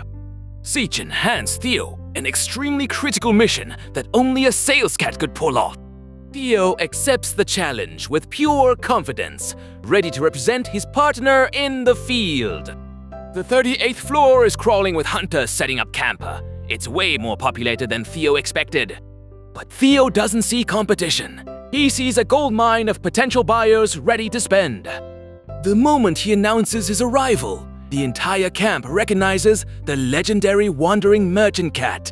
Before Theo can even set up shop, a hunter is already begging to buy every single miraculous cherry tomato. The hunters are already fighting over who gets to buy first, but Theo's got a better idea. Instead of selling to everyone, he's auctioning off 500 tomatoes to the highest bidder. Starting at 35 tower coins, and anyone without money can just leave. No hard feelings, nya. Sejun realizes the tomatoes are way more popular outside the tower than he imagined. With limited supply and growing demand, he decides to test Theo's trading skills through this auction. But wait, Tower Manager pops up with an urgent quest. Deliver magical cherry tomato juice mixed with honey. The reward? An amazing job skill, but the manager insists it needs to be done right now. Sejun tries to bargain, but the manager won't budge. Complete the quest or no reward. Sejun gathers up his best tomatoes, knowing he needs to make this juice perfect. He squeezes them by hand with all his strength, deadly juicing mode activated. Then he calls on Queen Honeybee to add her special honey to the mix. With a final drop of Queen Bee's honey, Sejun's cherry tomato juice masterpiece is complete. He hands it over, and the system reveals the tower manager is dying to taste both the drink and see those mysterious wings. The manager takes one sip and absolutely loses it, screaming how sweet and tangy it is with hearts floating everywhere. Thrilled by the praise, Sejun opens his quest reward and discovers something incredible. Beekeeping LV.1. This special skill lets him command the poison honeybee hive and prevents them from attacking him outside the cave. Sejun thanks the manager, finally realizing this adorable dragon was listening to his worries all along. The manager's already asking for a second glass, but Sejun can't resist asking one burning question. He deadpans, "Are you perhaps a winged pig?" with a cartoon oinking pig floating above his head. Massive mistake! The manager's aura explodes, and Sejun's ears are bombarded with system insults screaming, "Stupid! Fool! And go to hell!" Stumbling back to his farm, Sejun has no idea why everyone's suddenly furious. Meanwhile, Theo and a group of adventurers are gathering for something called an auction. Back at the auction, hunters are losing their minds over these tomatoes. One guy screaming that he'll lose his image as a caring father if he doesn't get them. Bids are flying everywhere. 45 coins, 50 coins, 51. Everyone's desperate to secure some of these magical tomatoes for their health benefits. Then, out of nowhere, a man in a suit drops 100 tower coins and buys all 500 pieces at once. The crowd goes dead silent. Theo seals the deal with a cheerful "nya" as the tomatoes change hands. That's 100 coins for Sejun. He's basically printing money at this point. Wait, that buyer is Michael, the vice president of Gagel and the famous young master of hunters. Dong-shik is completely blindsided by his presence here. He turns to his team member Chris, who sheepishly admits his sister, the CEO of a pharmaceutical company, asked him to guide Michael here. Dong-shik's grinding his teeth. Now, they're not just competing with individual hunters. They're up against Big Pharma's unlimited budget. But Theo's already moving on, ready to start the next auction round. With only 2 rounds left and Michael in the game, Sejun's next harvest is about to get even more expensive. Dong-shik was desperate, throwing 60 coins at the auction like his life depended on it. But Michael just smiled and tossed down 100, completely crushing his opponent's spirit. Then he dropped the real bombshell, buying all 1,500 tomatoes for just 300 coins. The vice president was thrilled with his haul, already planning to take these power-ups straight to the tower. But while the rich were celebrating, Theo got cornered by a superfan named Suha. She recognized him immediately as the cat who gave her churu treats before. When she offered more treats as payment, Theo actually turned her down, showing he's got standards now. Instead of free snacks, he demanded the real price: coffee, salt, and pepper. Poor Suha was confused, but quickly dug out her instant coffee mix and seasonings. Turns out, Sejun had prepped Theo for this, telling him to trade photos for ingredients instead of treats. After they took some cute selfies, Suha couldn't resist and started squeezing Theo's paws. The moment she touched those soft toe beans, she completely lost her composure. Theo was just trying to close a business deal, but now he's got an obsessed fan who can't keep her hands off him. Suha was so obsessed with Theo's paws, she started bribing him with churu treats just to touch them again. Theo was completely baffled. This human was thanking him for letting her touch his feet. But then it hit him like lightning. His toe beans weren't just cute, they were literally beans of luck. The wandering merchant had a light bulb moment. Why not charge for paw access and turn himself into a 24-hour sales cat? He was laughing all the way to the bank, realizing he could make serious money just by letting people pet his paws. But wait!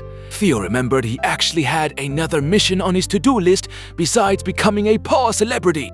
Meanwhile, Suha was already posting their selfie online with hashtags, spreading Theo's fame across the hunter community. She was so distracted by her phone that Theo practically snuck up on her, catching her completely off guard. Suha nearly jumped out of her skin when Theo asked if she was from the Republic of South Korea. He explained he could smell it on her, a familiar scent that gave away her origins. Then he dropped the bombshell, asking her directly if she could help him with his mission. The queen bee's offspring were working overtime, filling bottles with that magical cherry tomato honey. Park Sejun watched his beekeeping proficiency climb steadily, finally hitting that sweet spot where it leveled up. The skill description changed from minutely to slightly increases, and he realized he could soon own a second beehive. With his beekeeping on autopilot, Sejun turned his attention to the carrot patch and pulled out his first agility carrot. The baby rabbits went absolutely wild, their eyes sparkling as they remembered how amazing the blue moon variety tasted. He handed one to each of them, watching the little ones munch away with pure joy. Even Pick joined in, bowing gratefully as the food variety in their cave ecosystem expanded by one. The item description blew his mind each. Carrot burned 10 grams of body fat and boosted agility for 10 minutes. Sejun realized these could become a massive moneymaker once he had enough to sell to the hunters. While he munched on his own, the baby rabbits were already helping him wheel the entire harvest to store it.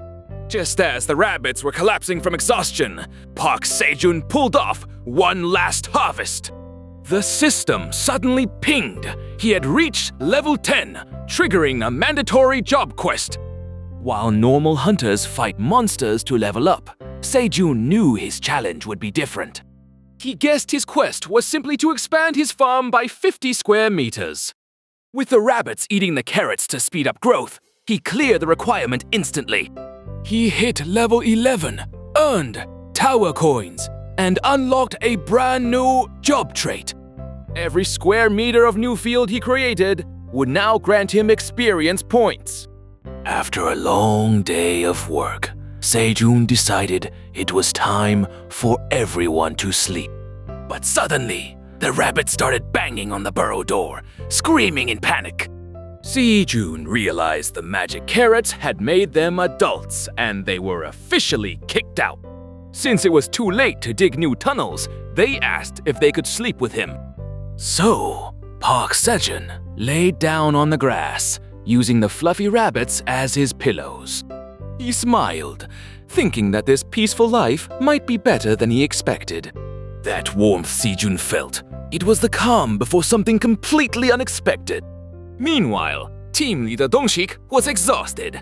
already dreading his daughters nagging back home. But his quiet moment got interrupted when Theo the wandering merchant showed up with a hunter companion. Dong-shik was confused. Why would a merchant be out here in the wilderness? Theo cut straight to the point, asking if Dong-shik led the Korean transmigrators. Then came the pitch. Theo wanted to make a contract with him. Yeah. Theo, that clever merchant cat, wasted no time pitching his contract to the exhausted hunter. Dong-shik nearly dropped the paper when he read the name Park Sejun, living in Bukyeong. The payment? 200 magical cherry tomatoes that could change a hunter's life. Dong-shik burst into tears, imagining the money that would make him the best dad ever.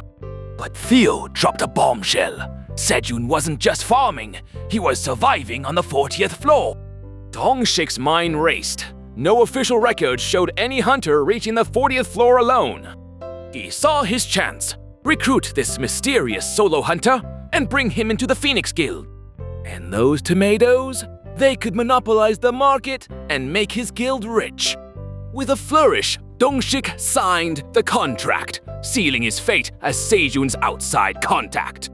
He declared himself the messenger who would finally deliver hope to Sejun's family. While all this happened, Sejun's rabbit family was working overtime on their new home. Sejun walked in to find them already halfway done, and he couldn't believe their speed. Park Sejun walked in and his jaw literally dropped at the sight of their new home. He couldn't believe how fast they built it, praising the shovel and sickle rabbits for their incredible speed. To celebrate, Sejun threw a housewarming party, raising a toast to the hard-working family who built a roof out of green onions. But amidst the party, Sejun noticed the husband and fox rabbit pulling their kids away for a private moment. Seeing them acting so suspiciously intimate, he immediately guessed that more baby rabbits were on the way soon. Just then, a system chime interrupted the party, announcing that the seed store had finally opened. Sejun was super excited to see lettuce available, but realized he had no meat to wrap it in, so he passed. He had to choose between strawberries and potatoes, but decided to go with the carbs and bought 100 potato seeds. Just like that, a magical sack materialized before Sejun's eyes, glowing with system notifications. The sudden appearance nearly gave him a heart attack, scattering carrots and cucumbers everywhere. But inside were plump, delicious-looking potatoes that made Sejun's mouth water instantly. He started dreaming up potato pancakes, steamed potatoes, and boiled potatoes for everyone to enjoy. With the rabbits cheering him on, Sejun declared tomorrow would be potato planting day. Meanwhile, Theo had made his way to the Central Merchants District with a mission. He was picking up proper cooking gear, pots, ladles, bowls, and even a frying pan. The wolf merchant quoted 1.6 tower coins, but Theo wasn't about to pay full price. When the shopkeeper refused further discounts, Theo pulled the oldest trick in the book. He threatened to walk away, and the desperate merchant caved at 1.2 tower coins. Theo strutted down the street feeling like a true master merchant, convinced he had unlocked the secret to wealth. But Theo's merchant instincts kicked in when he spotted a familiar green face in the crowd. He stormed over and shoved Scarum away from his latest victim, declaring the goblin a complete fraud. Theo exposed how every single item Scarum sold was worthless trash, not magical goods. With guards approaching, the goblin's nervous sweat turned to pure panic as his scheme unraveled. Scarum fled with a final threat, but Theo had already won this round of merchant warfare. After the dust settled, Theo introduced himself to the grateful merchant he'd just saved. But that blue-cloaked figure wasn't just any beginner merchant. They were the Fox Rabbit in disguise. The Fox declared their mission complete and signaled their hidden team to reveal themselves. 3 dog agents materialized from thin air, but something had gone wrong with their plan. The Fox scolded their team for not clearing the area, since Theo's unexpected appearance had disrupted everything. Agent Zareth of the Secret Inspection Bureau storms in, furious at his team's botched operation. He demands 100 apology letters from his subordinates, his red eyes burning with rage. Months of undercover work tracking the fraudulent goblin merchant Scarum came to nothing. That cat merchant Theo ruined everything, and Zerath's mind starts connecting the dots. If Theo and Scarum aren't on good terms, that's a lead worth investigating. Meanwhile, Theo struts through the forest, feeling great about his tomato sales. Back at the farm, Sejun teaches baby rabbit to cut potatoes with surgical precision. The little rabbit chops them into perfect pieces, ready for planting. Sejun uses a YouTube trick to turn just 100 potatoes into 400 seed. He creates a 33 square meter potato field and gains 10 EXP, but satisfying progress. With the potato field complete, Sejun turns his attention to the sweet potatoes waiting to be harvested. But first, the vines need clearing, a task that boosts his sowing skill when the rabbits help replant the sprouts. Instead of doing it all himself, Sejun decides to share the farming joy, knowing timing matters more than skill proficiency. The rabbits spring into action, wielding tiny tools as they clear vines and transport them across the field. Their teamwork pays off when the system announces a massive 500 square meter sweet potato field has been created.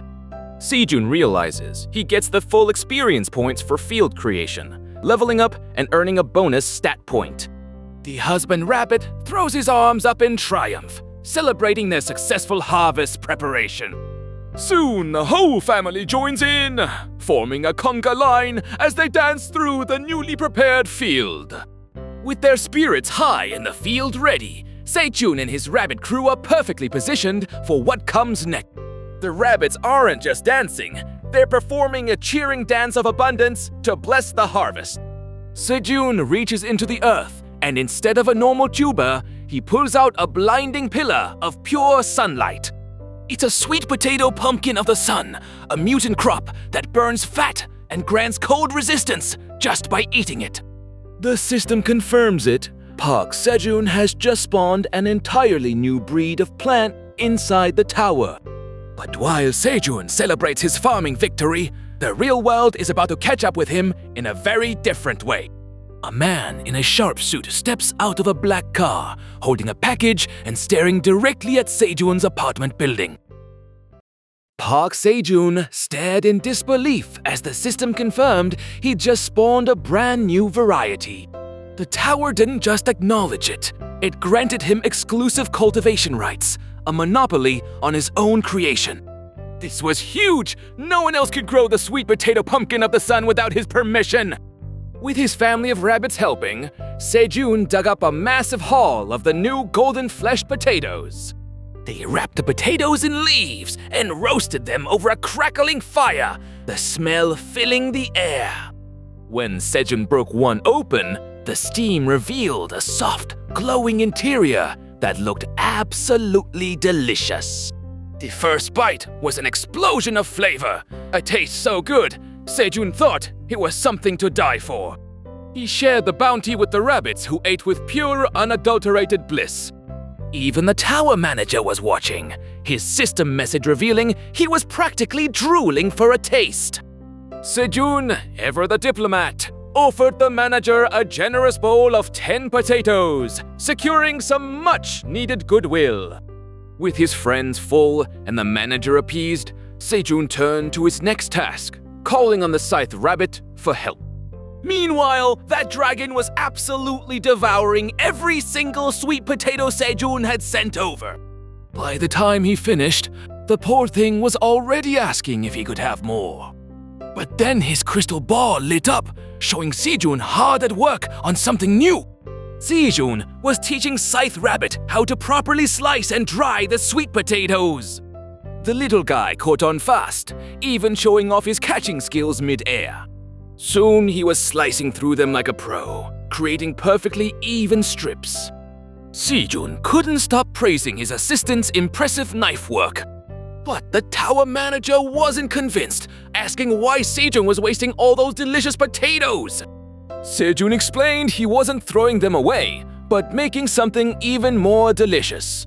He asked if the manager had ever heard of dried sweet potatoes, and you could see the excitement building. Back in the real world, someone was knocking at Sejun's apartment door. A man in a suit asked if this was Park Sejun's place, looking serious and determined. When the door opened, Sejun's family burst out in shock, completely unprepared for this encounter. Sejun's family opened the door to find a serious man in a black suit standing there. He introduced himself as Kim Dong-sik, leader of the Phoenix Guild's 5th team. The family nearly exploded when they heard Phoenix Guild, one of Korea's top organizations. Kim Dong-sik was apparently a marvelous top-tier hunter, and they were completely starstruck.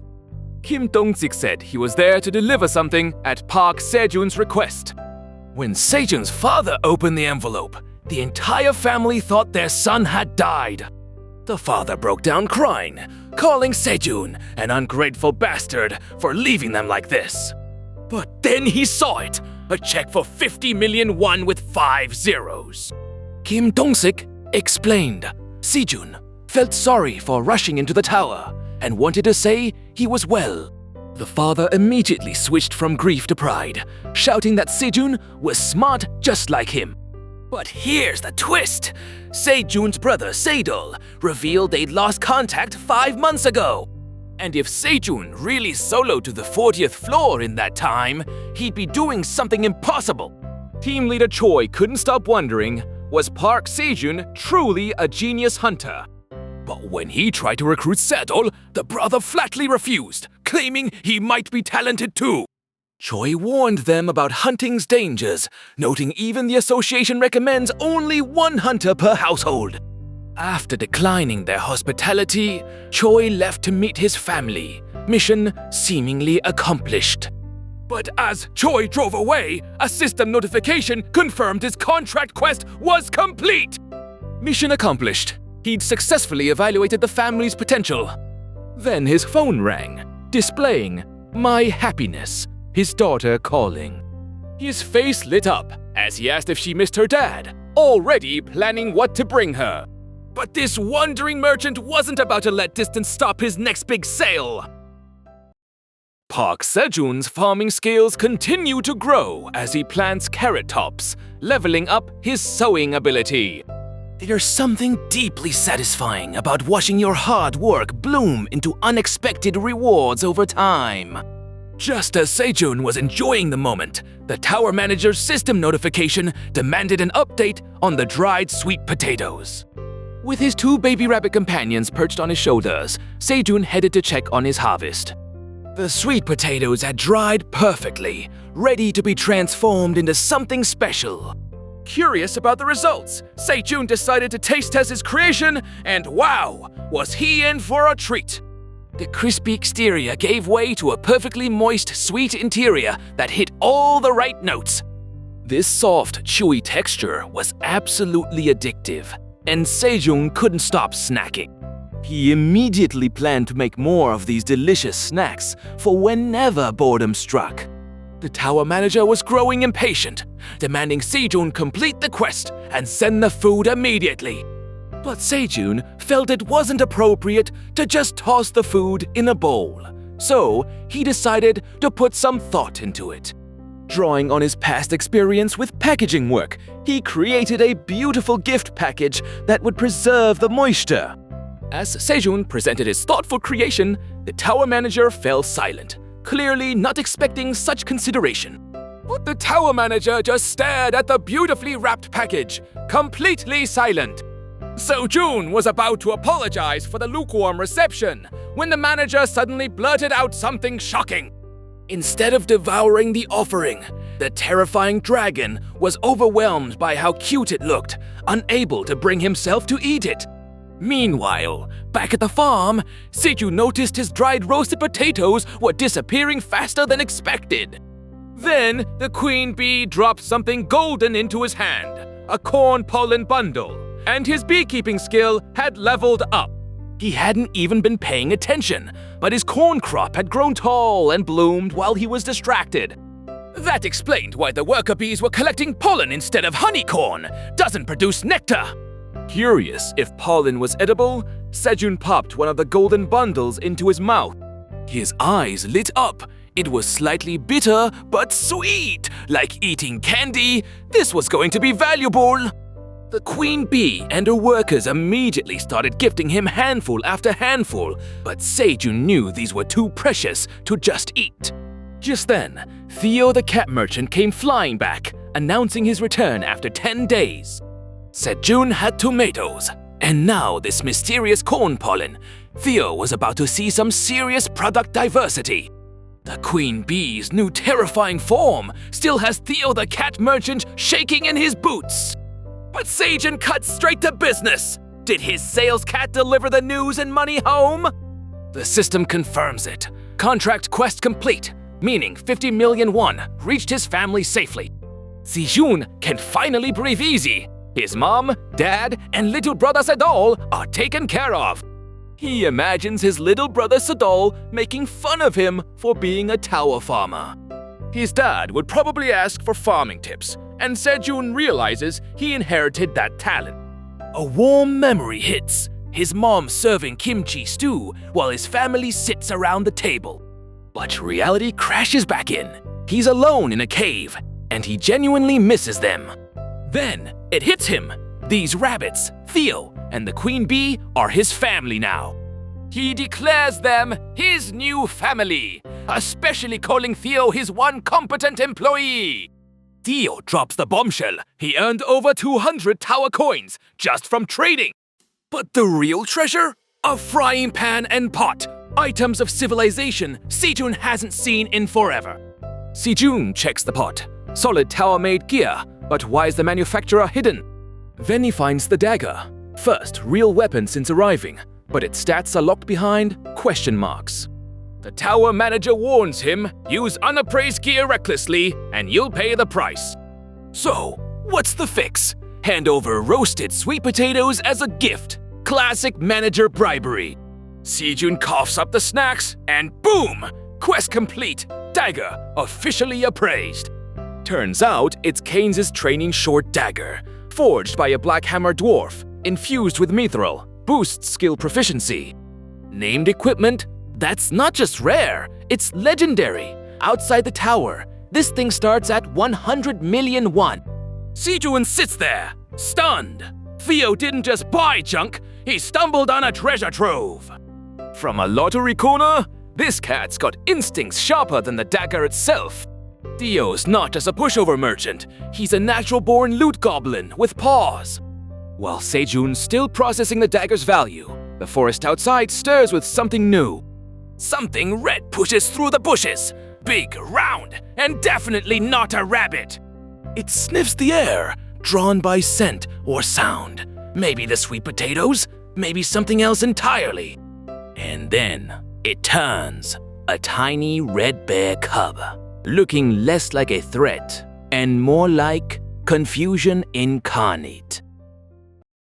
Sejun's new dagger skills are already paying off. He's slicing through green onions like a pro. The whole farm crew is watching him work, and honestly, he's pretty proud of his handiwork. Theo's curious about that dagger, and Sejun's not shy about showing off. He's genuinely impressed Theo scored it. Wait a second. Theo's paws aren't just cute, they're actually golden. This cat's got serious luck on his side. Sejun's completely charmed now, and Theo's playing it cool while secretly loving every second of the attention. Theo's gloating about his lucky golden paws. Turns out this merchant cat's got more than just sales skills. But Theo's got bigger problems. His 1-hour merchant form is about to expire, and he's panicking. Desperate times call for desperate measures, so Theo dumps out his entire stash of rewards right in front of Sejun. And would you look at that? Real seasonings! Salt, spices, everything Sejun needs to level up his cooking game. And just like that, Sejun tastes something he hasn't had in months, real salt. His eyes go wide as the familiar flavor hits his tongue. Then comes the pepper, and oh man, the pungency. It's like a flavor explosion after weeks of bland food. Even the rabbits are curious about these mysterious seasonings. Sejun is absolutely thrilled. spinning Theo around in pure joy. He promises the cat a full 24 hours as a sales cat, and Theo's already celebrating like he's got the whole tower in his pocket. With his new seasonings in hand, Sejun fires up the grill and seasons some fresh fish with both salt and pepper. The aroma must be incredible after so long without proper spices. He's practically glowing with pride as he presents his culinary masterpiece. The rabbits gather around, and you can tell this is going to be a special breakfast. Sejun's so thoughtful, he even grills separate batches, salt for some, pepper for others. He's really become the ultimate farm dad, making sure every rabbit gets exactly what they like. Meanwhile, sales cat Theo's still fast asleep, completely missing all the excitement. Sejun has to wake him up for breakfast, and the cat's first thought is all about the food. But Theo's not impressed at first. He's outraged, asking if Sejun's joking with this crap on the divine fish. Classic cat attitude, thinking he knows better than the chef. But then he tries the salted version, and boom! Total conversion! He's sitting right there on Sejun's lap, admitting that grilled fish with salt is the absolute best. That's some serious respect for the seasoning game. After that delicious meal, Sejun's back in the fields with energy to spare. The rabbits are right there with him, some playing while others help out. It's a perfect farming morning. He's harvesting those magical cherry tomatoes again, and the system's rewarding him for it. His harvest skill is leveling up, getting more proficient with every bunch he picks. This farm's really starting to pay off. Park Sejun's harvesting skills are leveling up, thanks to his B-rank dagger, which boosts proficiency by 5%. He hands off the tomatoes to sales cat Theo, who grumbles about being a great sales cat doing manual labor. Sejun jokes that he's the chairman while working, and Theo plays along, asking if chairman is higher than sales cat. Theo gets pumped, realizing he'll work harder to become chairman and monopolize Sejun's hands and knees. With his bundle full, Theo waves goodbye, promising to return after hitting the store and smithy lottery corner. Watching Theo disappear over the cliff, Sejun turns back to finish his cherry tomatoes and take a well-deserved break. But wait! He just got 90 XP for 6 tomatoes! Way more than the usual amount. Checking the stats, he's shocked to see his magical cherry tomatoes are now D rank, with doubled fat burning, mana boost, and shelf life. It hits him! Every plant he's touched has upgraded to D rank because he's now a D rank tower farmer. Though he regrets not selling them as D rank. Meanwhile, Theo trundles along feeling strangely disappointed, like he missed something important. Deep in a treasure chamber filled with gold, a dark dragon silhouette emerges from a glowing portal. It approaches a pedestal, holding a glowing blue dragon artifact, setting the stage for something big. Deep in her treasure vault, Aline the Black Dragon shatters an ice statue to reveal a precious gift. She treasures it not for its value, but because Sejun gave it to her. Curious about her human, she uses a crystal ball to check on him, only to find him napping with rabbits. But then she sees something that makes her eyes widen in absolute shock. Meanwhile, Sejun is living his best life, sprawled out on a rock with his entire rabbit family cuddled up.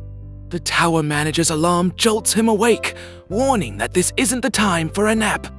He looks up and freezes. A massive monster is looming at the cave entrance. The creature's paw slams down, shattering stone as it tries to reach the farm. Sejun sprints forward, yelling for it to wait as the creature loses its balance. In a split-second decision, he catches the falling beast in his arms. He's ready to fight a monster, but then he really looks at what he's holding. This system identifies it as a baby crimson giant bear. Basically, a giant, dangerous teddy bear. Against all instinct, Sejun lunges forward and catches the falling beast in his arms. But the system's identification makes his blood run cold. It's a baby crimson giant bear. It is the offspring of the same monster that terrorized him during the Blue Moon event. Yet somehow, this fearsome creature's baby is impossibly small and kind of adorable. The tower manager immediately demands Sejun return the bear, claiming its mother is nearby. He insists the mother is definitely searching for her lost cub right now. But Sejun hesitates. The little thing is too small to survive on its own. Then, the system drops a bombshell. The mother is a glutton who'll devour his entire farm. The rabbits have no such fears, with the fox rabbit immediately bonding with the little bear. But the queen poisonous honeybee arrives with her minions, ready to defend the farm. The baby bear gets scared by the intimidating bees and starts crying its eyes out. Sejun scoops up the sobbing creature, finding it way too pitiful to abandon. He turns to the queen bee with a desperate request, hoping she might help him figure this out. The queen bee produces golden honey, and Sejun immediately offers it to the crying baby bear. He explains that bears love honey, and the little creature devours it with pure joy. The bear finishes every drop and reaches for more, completely won over by Sejun's kindness. Suddenly, a brutal quest appears. Send the baby crimson giant bear away or starve to death. Sejun explodes at the tower manager, demanding to know how much a baby bear could possibly eat. He clutches the innocent creature, realizing that falling into this cave was just another tower mistake. Surprisingly, the tower manager backs down, telling Sejun to do whatever he wants with the bear.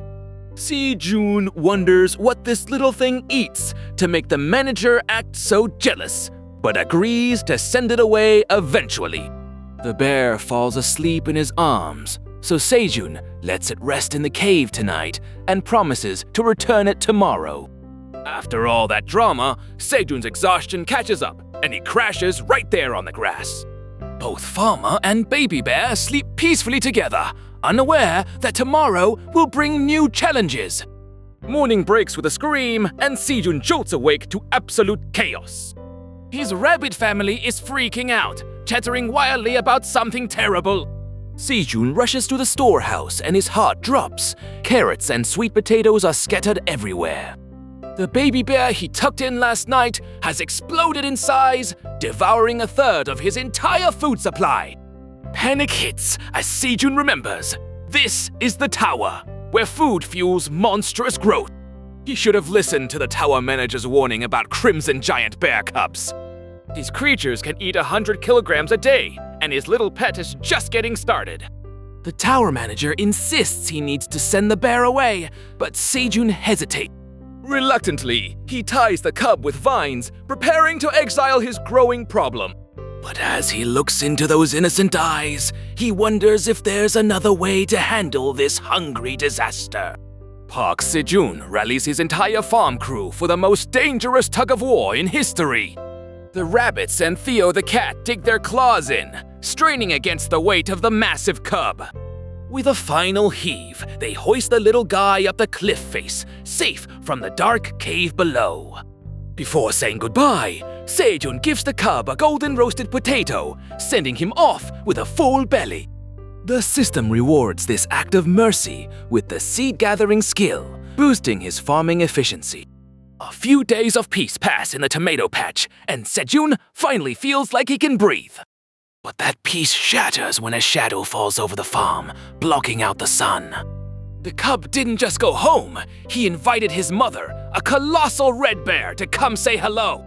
Sejun realizes his mistake instantly, because the tower manager claims this disaster was an honest mistake. That shadow blocking the sun? It's the mother of all bears, the crimson giant bear. Sejun freezes. He knows this isn't a visit, it's an execution. She roars that he kidnapped her cub for a whole day, and she can't forgive him. Sejun braces for death, calling out to his parents and Sedol in his final moments. Just as he thinks it's over, Sejun begs that he's only been eating tomatoes. The tower manager chimes in, translating the roar. She just wants honey for her cub. And here's the kicker. The bear offers to guard the entire area in return. Sejun realizes this is a golden opportunity. He agrees to give her the honey. The manager tells him to hop on her paw, and Sejun takes the ride of his life. As they rise, Sejun looks at his crops one last time, knowing he's finally getting out. He steps into the blinding light, ready to face the true world of the tower. Park Sejun finally thought he was escaping this nightmare, looking up at the sky with hope. But the reality hit him like a truck. This wasn't an exit, it was the first floor of the tower, a wilderness so vast it stretched across mountains and valleys. Standing on the crimson giant bear's massive paw, Sejun couldn't believe how enormous this place was. Then he spotted it, a glowing blue beam in the distance, and the tower manager explained it was a waypoint, the only device that lets hunters move between floors. Hope surged through him. If he could just reach that waypoint, he could finally leave the first floor and escape the tower for good. But there was a massive problem. How was he supposed to cross this impossible wilderness on foot? Sejun asked the Crimson Giant Bear for a ride, but the tower manager delivered crushing news. The bear refused. The reason? That area wasn't the bear's territory, and Sejun would have to defeat about 3,000 monsters just to reach the waypoint. 3,000 monsters. The number echoed in his mind as he realized the deadly journey that lay ahead. The manager warned that once he left the bear's territory, protection would be nearly impossible, leaving him completely vulnerable. Before he could face that nightmare alone, his little family came running. The black rabbit returned his bag, while Pick and the others gathered around. The baby bear and black rabbit shared a tearful hug, knowing this might be their last moment together. Those small creatures had become his entire world for 150 days, and now he had to leave them behind. Sejun pulled out a bottle of honey, offering it to the Crimson Giant Bear and Baby Bear as a final thank you before stepping into the unknown. The Crimson Giant Bear's eyes sparkled with delight as golden honey poured into its massive paws.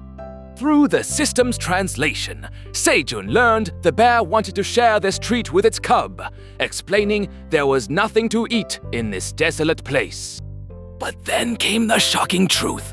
The mother had starved for 3 days straight, searching desperately for a safe cave to raise her child.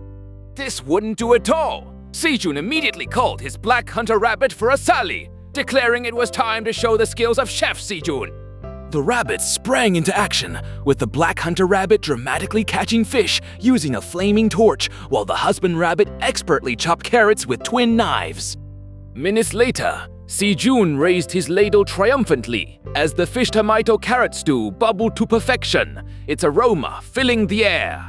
The moment the stew was revealed, the mother bear's growl turned to pure ecstasy as her cub's eyes sparkled with anticipation. Sejun explained that the mom needed to eat well so her baby would grow strong, and the cub immediately dove in, devouring the nutritious meal with joyful squeals. Overwhelmed with gratitude, the Crimson Giant Bear enveloped Sejun and the rabbits in a massive, tearful embrace, a final thank you before their paths would diverge forever. That bear's gratitude hit like a freight train, literally crushing the life out of Park Sejun. But here's the twist. Tower manager Aileen was watching the whole time, playing 4D chess while Sejun was just trying to survive.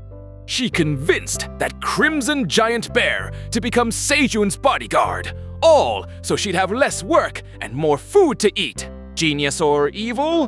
Probably both. Meanwhile, at the Wandering Merchant Inspection Bureau, Fox Rabbit Zareth was staring at Theo's sales records like they were written in another language. Then came the bombshell. Theo had somehow accessed the 75th floor through the merchant passage, which should be impossible for a beginner. Zareth's eyes narrowed with determination. This wasn't just suspicious, it was a threat to the entire merchant system's integrity. But while Zareth was plotting to expose him, Theo was completely clueless, just happily grilling food and making friends. The perfect crime or the perfect target? 3 days after striking a deal with a Crimson Giant Bear mother, Park Sejun's new surface life was already taking shape. The bear mom had already established a routine, leaving her cub behind each morning to patrol the perimeter while Sejun got to work. And that cub? He turned out to be an absolute natural at clearing stones, tearing through the rocky ground with surprising efficiency. Sejun couldn't help but reward the little worker with a sweet potato, already imagining the day this bear could be a proper farming partner. But reality hit hard. The surface soil was nothing like the rich underground earth, packed with stones and bone dry. Adapting quickly, Sejun switched to planting root crops like sweet potatoes. At least his sowing skill would keep leveling up. Then disaster struck when the baby bear discovered his freshly planted field and decided to dig up every single one. Standing over the devastated field, Sejun realized he had two choices: give up or teach this little monster the concept of farming. While Sejun dealt with his farming troubles, Theo was making his mark on the 38th floor with a proper auction. The cat merchant announced 1,800 magic cherry tomatoes up for grabs, and the hunters were ready to spend. Bidding skyrocketed instantly, proving that Sejun's tomatoes weren't just a luxury, they were a commodity everyone desperately wanted. But instead of finishing it off, a new idea sparks in Sejun's mind. If this beast is sticking around, maybe he can teach it the concept of planting.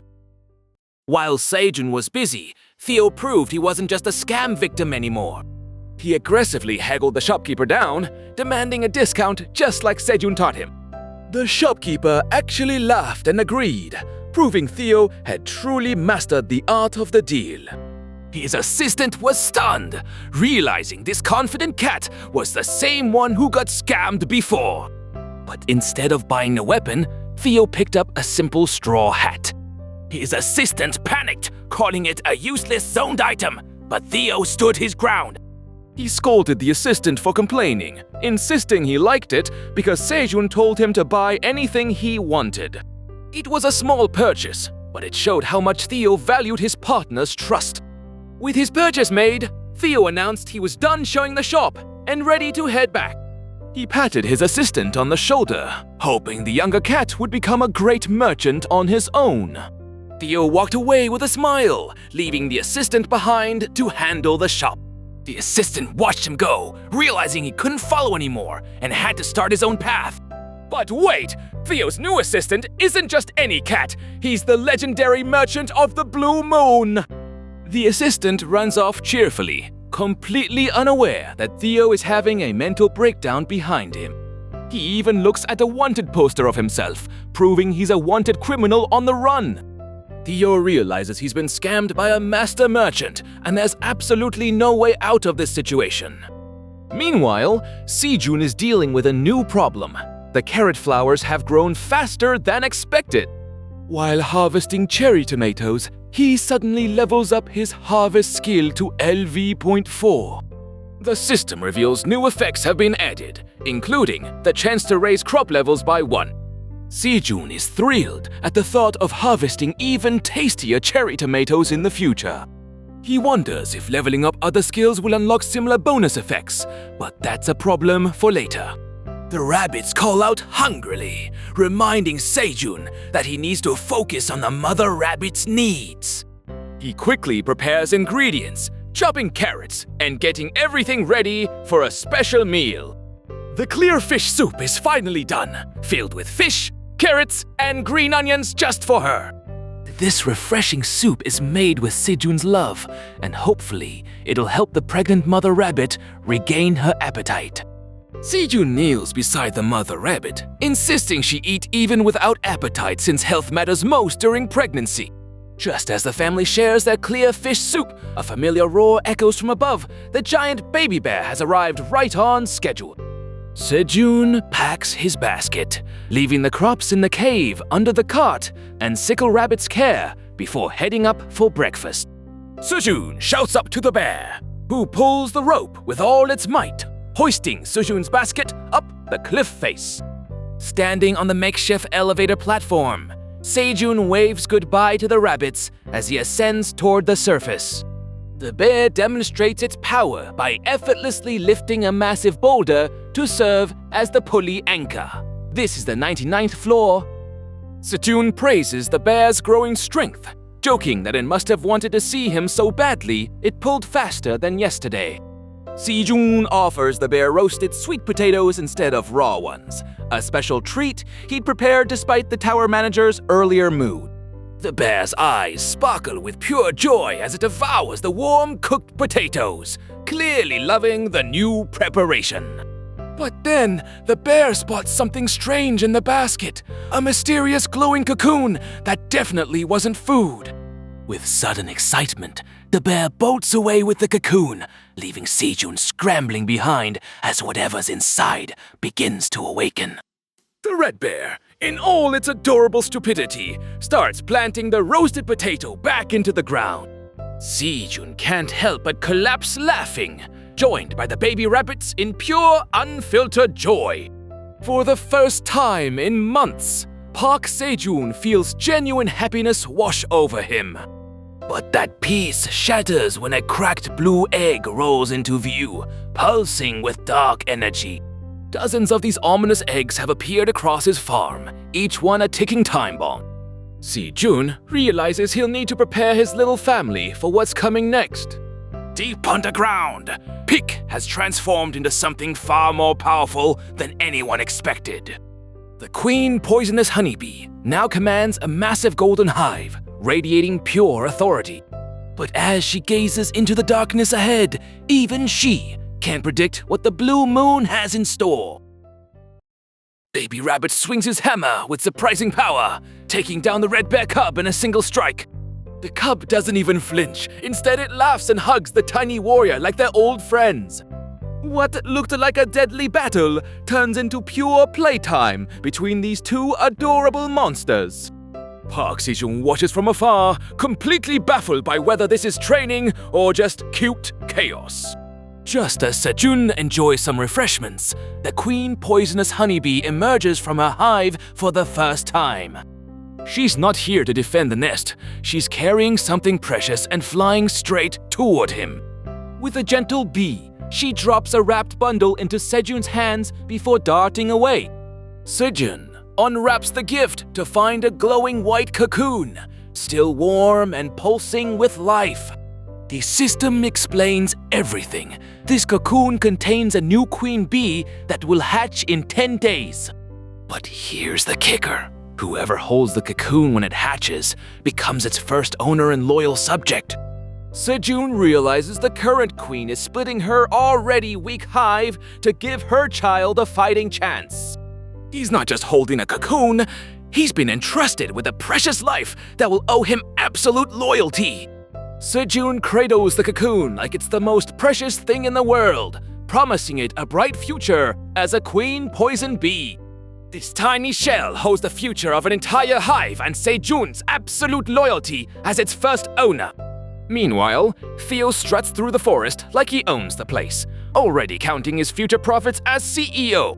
He's got big dreams, like making Park Sejun kneel before him and enjoying all the authority that comes with it. But then he spots it, Sejun's bag, abandoned outside the cave, and Theo's world comes crashing down. His worst nightmare confirms itself. Did that bear kill Sejun? The cat's face twists into pure horror. With tears streaming down his face, Theo screams that he hasn't even finished his revenge for his lap yet. Just as Theo prepares to avenge his partner, Sejun steps out, alive, well, and completely oblivious to the drama unfolding. Theo launches himself at Sejun like a furry missile, screaming his name while the man barely manages to catch him. The cat frantically checks Sejun for bite marks and wounds, demanding to know if anything ate him. But when Theo spots the massive crimson bear behind them, all his relief turns to rage, demanding answers about this giant monster. Theo's still freaking out about the crimson giant bear, demanding answers while Sejun just wants to calm him down. Turns out this isn't some terrifying monster. It's just a cub that fell into a cave and bonded with Sejun.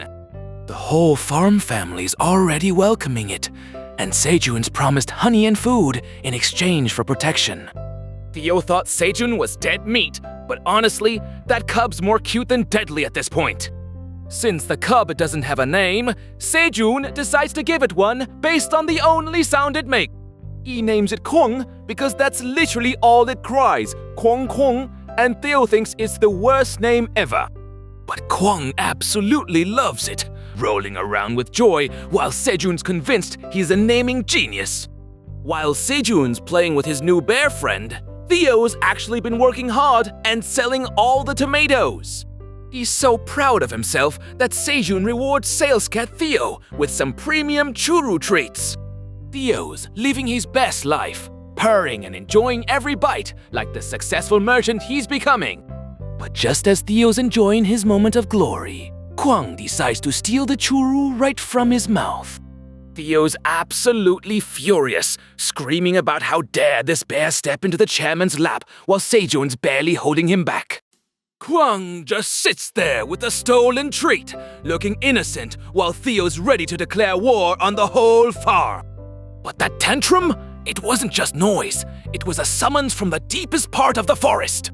Park Sejun barely had time to process what was happening before the ground itself began to quake beneath them. What emerged from the trees wasn't just a bear, it was a titan, standing so tall it blocked out the sky. And those glowing red eyes? They weren't looking at the cub, they were looking at everything else as prey. Sejun hit the ground hard, surrounded by rabbits that had frozen in pure terror at the monster's arrival. Theo's merchant instinct screamed one word: shit! There was no price for this, no deal to be made. The ground shook violently as the massive red bear loomed over the tiny merchant. Poor Theo was shaking so hard he could barely introduce himself as a wandering merchant. The bear roared, ready to crush the cat for a misunderstanding with its cub. But Sejun stepped in, gently placing a hand on the beast's head to stop the violence. He frantically explained it was just a small argument, trying to de-escalate the situation. The giant bear actually calmed down, sniffing the ground before turning away in submission. With the danger past, Sejun held a sobbing Theo while the rabbits gathered around. The bear watched them grooming and playing, looking lonely until Sejun invited it to join. The beast licked Theo clean, officially accepting Sejun's offer to be friends forever. And just like that, peace finally settled over the farm. Sejun, Theo, the bear, and the rabbits all drifted off together. The two baby rabbits watched their sleeping guardian, realizing they were part of something special now. One of them gently placed Sejun's straw hat on his head, completing the picture of their perfect little family. But while Sejun slept, far away in the void of space, the black tower floated surrounded by ancient dragons. Kaiser Fritani screamed in frustration as his magic failed to open the tower's portal. It wouldn't budge. He couldn't calm down. He hadn't been able to see Aileen in over 10 years, and now this was happening. Even the emergency system was dead. They were completely locked out, with no way to know what was happening inside. Anton Fritani points out that the emergency system failing actually means Aileen hasn't had a seizure yet. The tower manager's cabin sits at the center of all mana, a sacred place where dragons take turns managing the tower. These dragons gather to heal Aileen's unstable body, broken by her dragon heart, risking everything to find medicine for her. Kaiser Fritani reveals the truth. Aileen is his daughter, and he believes in her more than anyone else. He's certain that child is fighting the seizure well, even as the other dragons remain anxious. Kaiser commands the dragons of Fritani to stand by until the tower opens, maintaining order despite the chaos. He hopes Aileen is okay, but his grandfatherly instincts kick in with a much simpler worry. His mind drifts to his granddaughter, wondering if she's eating well during this crisis. It's a small, human concern from a powerful dragon lord, showing just how much he cares. Inside the tower, Aileen is living her best life, reading books and munching on Sejun's tomatoes. She notices that cherry tomatoes have upgraded to D class, with a much stronger, more satisfying taste. Before, she needed to stuff her whole mouth to taste them, but now just a few are enough.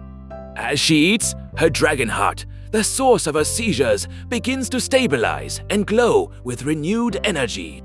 Sejun's farming is literally healing a dragon princess, and she doesn't even know it yet. Aileen jolts awake, her hand flying to her chest in absolute shock.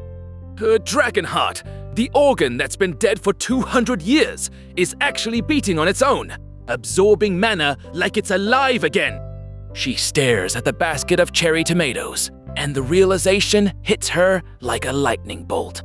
Those tomatoes Sejun grew, they're not just mana-restoring snacks, they're literally healing a dying dragon princess. She erupts into manic laughter, wings flapping in pure euphoria.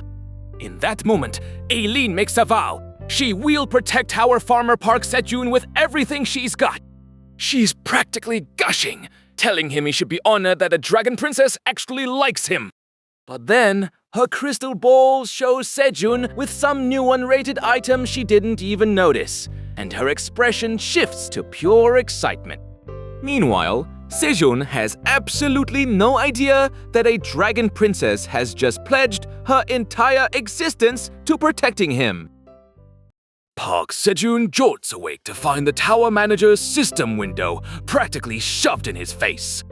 He's wearing a straw hat he doesn't remember putting on, and the manager is warning him about using unappraised items recklessly.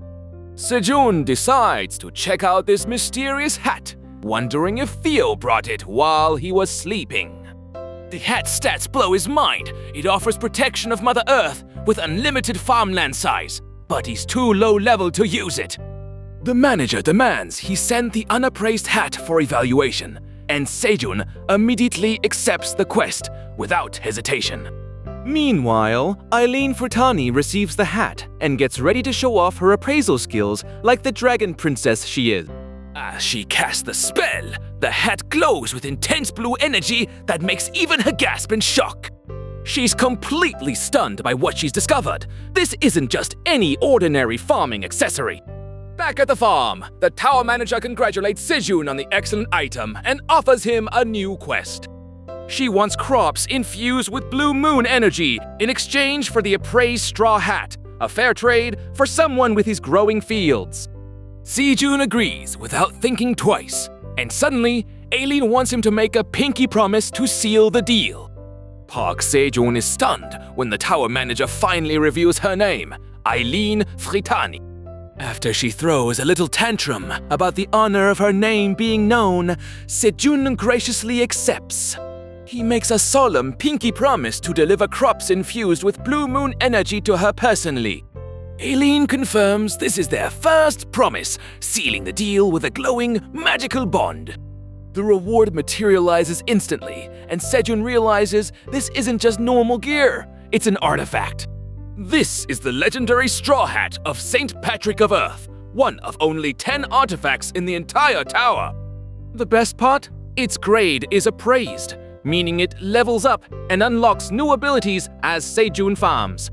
He instantly gains skills like Protection of Mother Earth and Wishing for a Good Harvest, which can boost yields by 50%.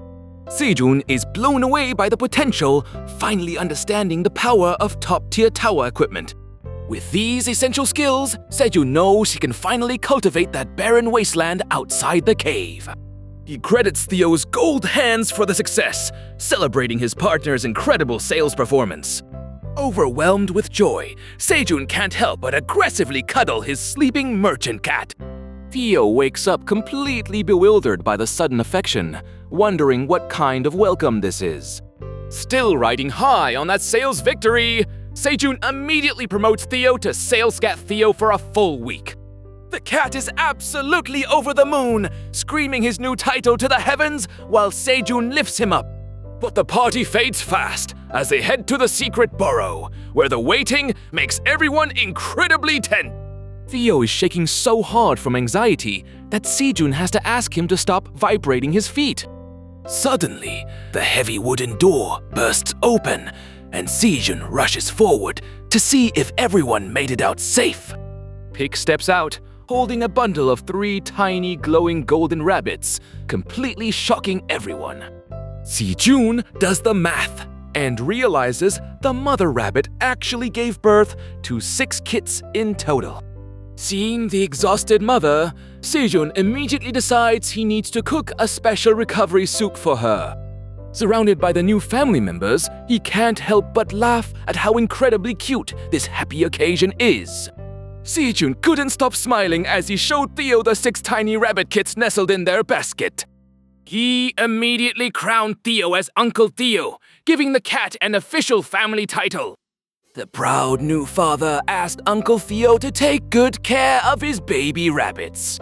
Uncle Theo, absolutely thrilled, pulled out his most prized possession, his special churu treats. But Sejun caught him red-handed, discovering a secret stash of churu hidden for emergencies. While Sejun celebrated new life, something far more sinister was awakening in the depths of the tower.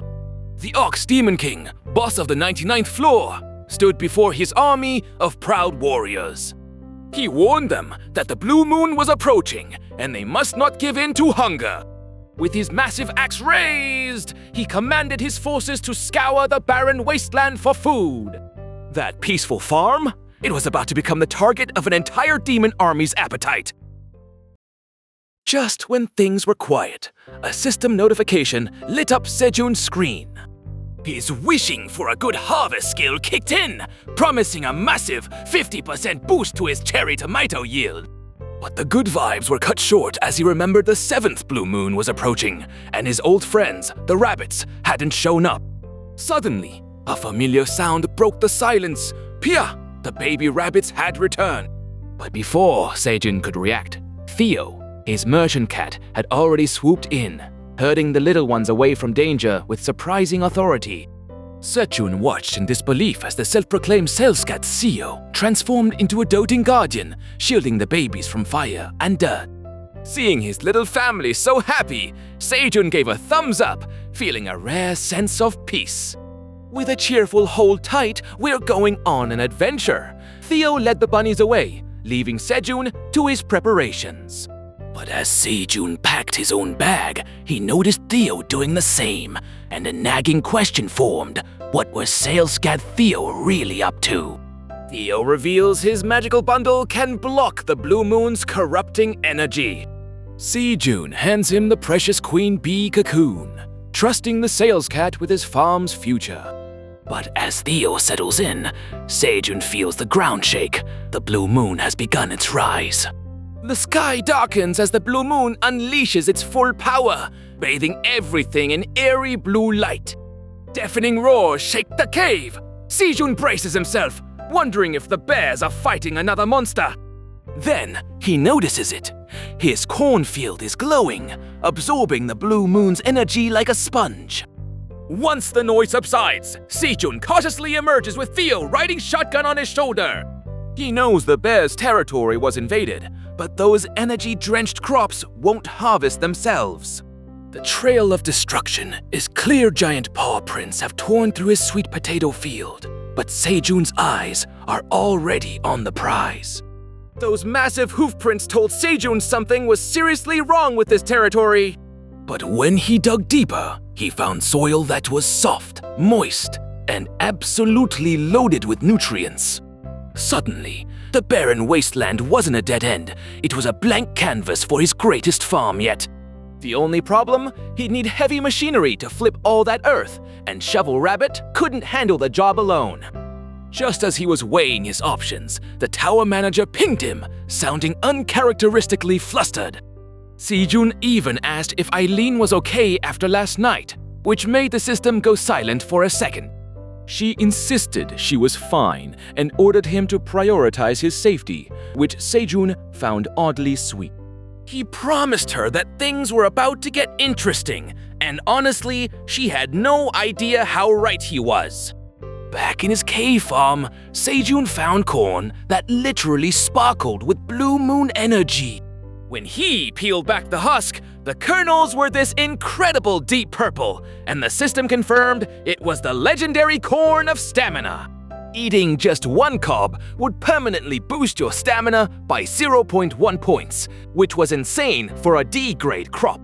Sejun realized this could be worth way more than his tomatoes. But first, he needed to figure out how to scale production. Forget the stats for a second. That corn of stamina just hit the spot with a perfect crunch. But just as Sejun enjoyed the flavor, the tower manager pinged him, asking if he'd forgotten his promise. He sheepishly offered 5 of his precious blue moon cherry tomatoes as a peace offering. The manager accepted the gift, thanking him and promising to repay the favor later. Cut to Eileen, who realized these tomatoes contained the very energy she needed to wake up.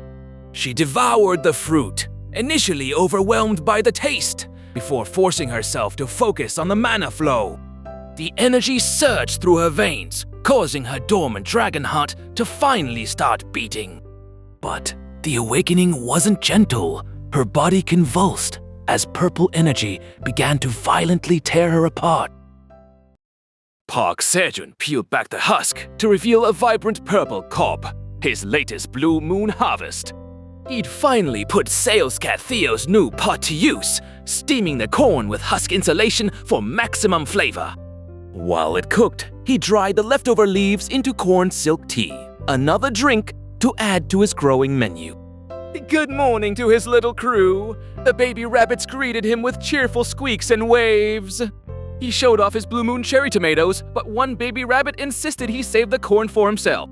Sejun called it dad rabbit behavior, grateful, but clearly expecting a feast to share. He promised breakfast, harvesting, and dinner together, no one eating alone on this farm. While the corn cooked, the queen poisonous honeybee and her squad kept the tomato plants healthy. The lid lifted to reveal a perfectly steamed, glowing purple carbohydrate energy made edible. Everyone dug in, rabbits with tomatoes, Sejun with his corn, all enjoying the blue moon harvest together. But one baby rabbit pocketed 2 tomatoes, heading toward the cave, probably to save some for Mom Rabbit. Sejun couldn't resist and took a huge bite of that purple corn himself. The savory sweetness hit him hard, permanently boosting his stamina by 0.1. With his energy renewed, he clapped his hands and called the rabbits to harvest more. The fresh corn broke down fat and boosted physical strength, stacking up to 10 times. But that skin elasticity stat made him think immediately of his mom back home. He wondered if he should send some crops to his family next time he contacted them. Just then, Kung the cub and his massive mom appeared from the rocks. Sejun greeted them warmly and poured honey into the cub's paws to make up for yesterday. He promised to bring roasted fish for the giant mom later, building bridges with the bears. Theo announced he was heading out to work, living up to his pro-merchant reputation. Sejun asked the cat to take him to the wandering merchant passage. But Kwong volunteered to carry Theo himself, leaving Sejun to wait for their return. With Kwong volunteering to carry Theo to the merchant passage, Sejun found himself alone at the farm. He turned his attention to the battlefield aftermath, a field littered with footprints and debris from the recent monster attacks. Meanwhile, on the 99th floor of the Black Tower, the Black Minotaur sat before his throne, surrounded by his ox warriors. He held up a clump of mud, demanding dry soil from his subordinates, but they had nothing but barren earth to show him. The Minotaur King's frustration boiled over as he questioned why their once fertile territory had become a wasteland. He remembered when this place was a thriving green meadow, full of high-quality grass, perfect for his people. But the blue moon drained their energy, forcing the Minotaurs to eat constantly, and they devoured grass faster than it could grow back. Now, the newborn Minotaurs were losing muscle mass, and the king knew they desperately needed quality grass to survive. During roll call, the king noticed Ox 3 was missing, a warrior who hadn't entered another territory and couldn't return. Just as concern mounted, Ox 3 burst in late, but his absence had already raised red flags about what dangers lurked beyond their borders. But the king's relief turned to pure shock when he finally got a good look at his warrior. He grabbed Ox 3 by the shoulders, demanding to know what was growing right on his horn.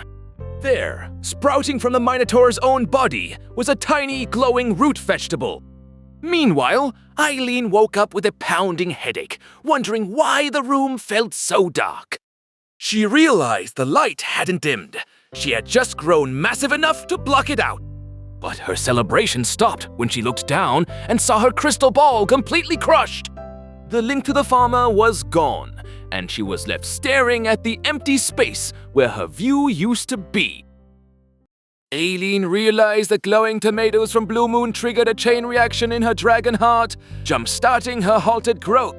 She was thrilled to confirm her heart could heal, even if just a little, and gushed over her favorite tower farmer. But then she saw him through her crystal ball, feasting on delicious food while leaving her completely out of the party. Meanwhile, back at the farm, the rabbits and bees were busy harvesting a fresh batch of corn under the bright sun. Sejun prepared a feast, grilling the corn over an open fire while the rabbits helped transport the golden cobs. He had just finished steaming the final batch and asked a baby rabbit to gather everyone for a proper dinner. The smell was incredible as he lifted the lid, revealing perfectly steamed corn that looked absolutely delicious.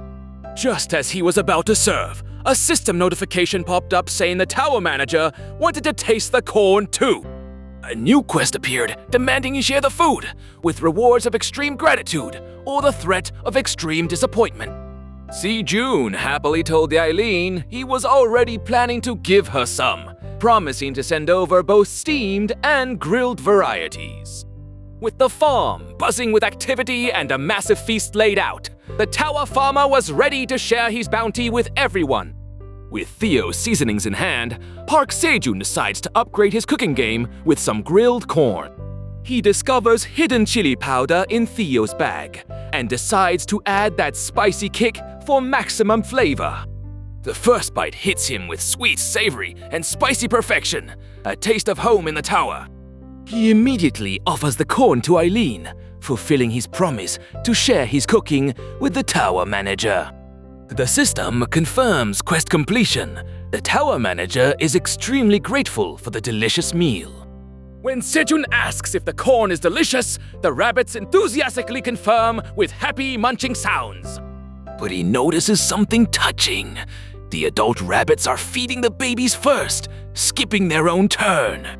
So Sejun scrapes the kernels into a bowl, letting the babies eat comfortably while the parents enjoy their meal. Finally ready to enjoy his own corn, Sejun takes a bite but gets interrupted by the baby rabbits. The babies end up sticking corn kernels all over themselves, creating a hilarious and messy spectacle. As he cleans up the corn-covered babies, Sejun can't help but miss his sales cat partner Theo. While Sejun enjoyed his corn harvest, frustration was brewing back at the Phoenix Guild's camp. The hunters were losing their minds waiting for Theo, especially when they heard cherry tomatoes were selling for over 500,000 won each outside the tower. With supplies running low and a raid scheduled, the team leader made a tough call. Split the group, with some heading to the auction and others preparing for the tower raid. But here's the twist. Jessica announced she was done with cherry tomatoes, revealing she'd successfully lost all the weight she needed to.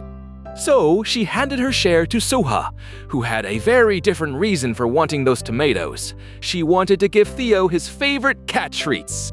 Meanwhile, Theo was strutting through the forest like a true star, completely unaware that a fan was waiting to meet him.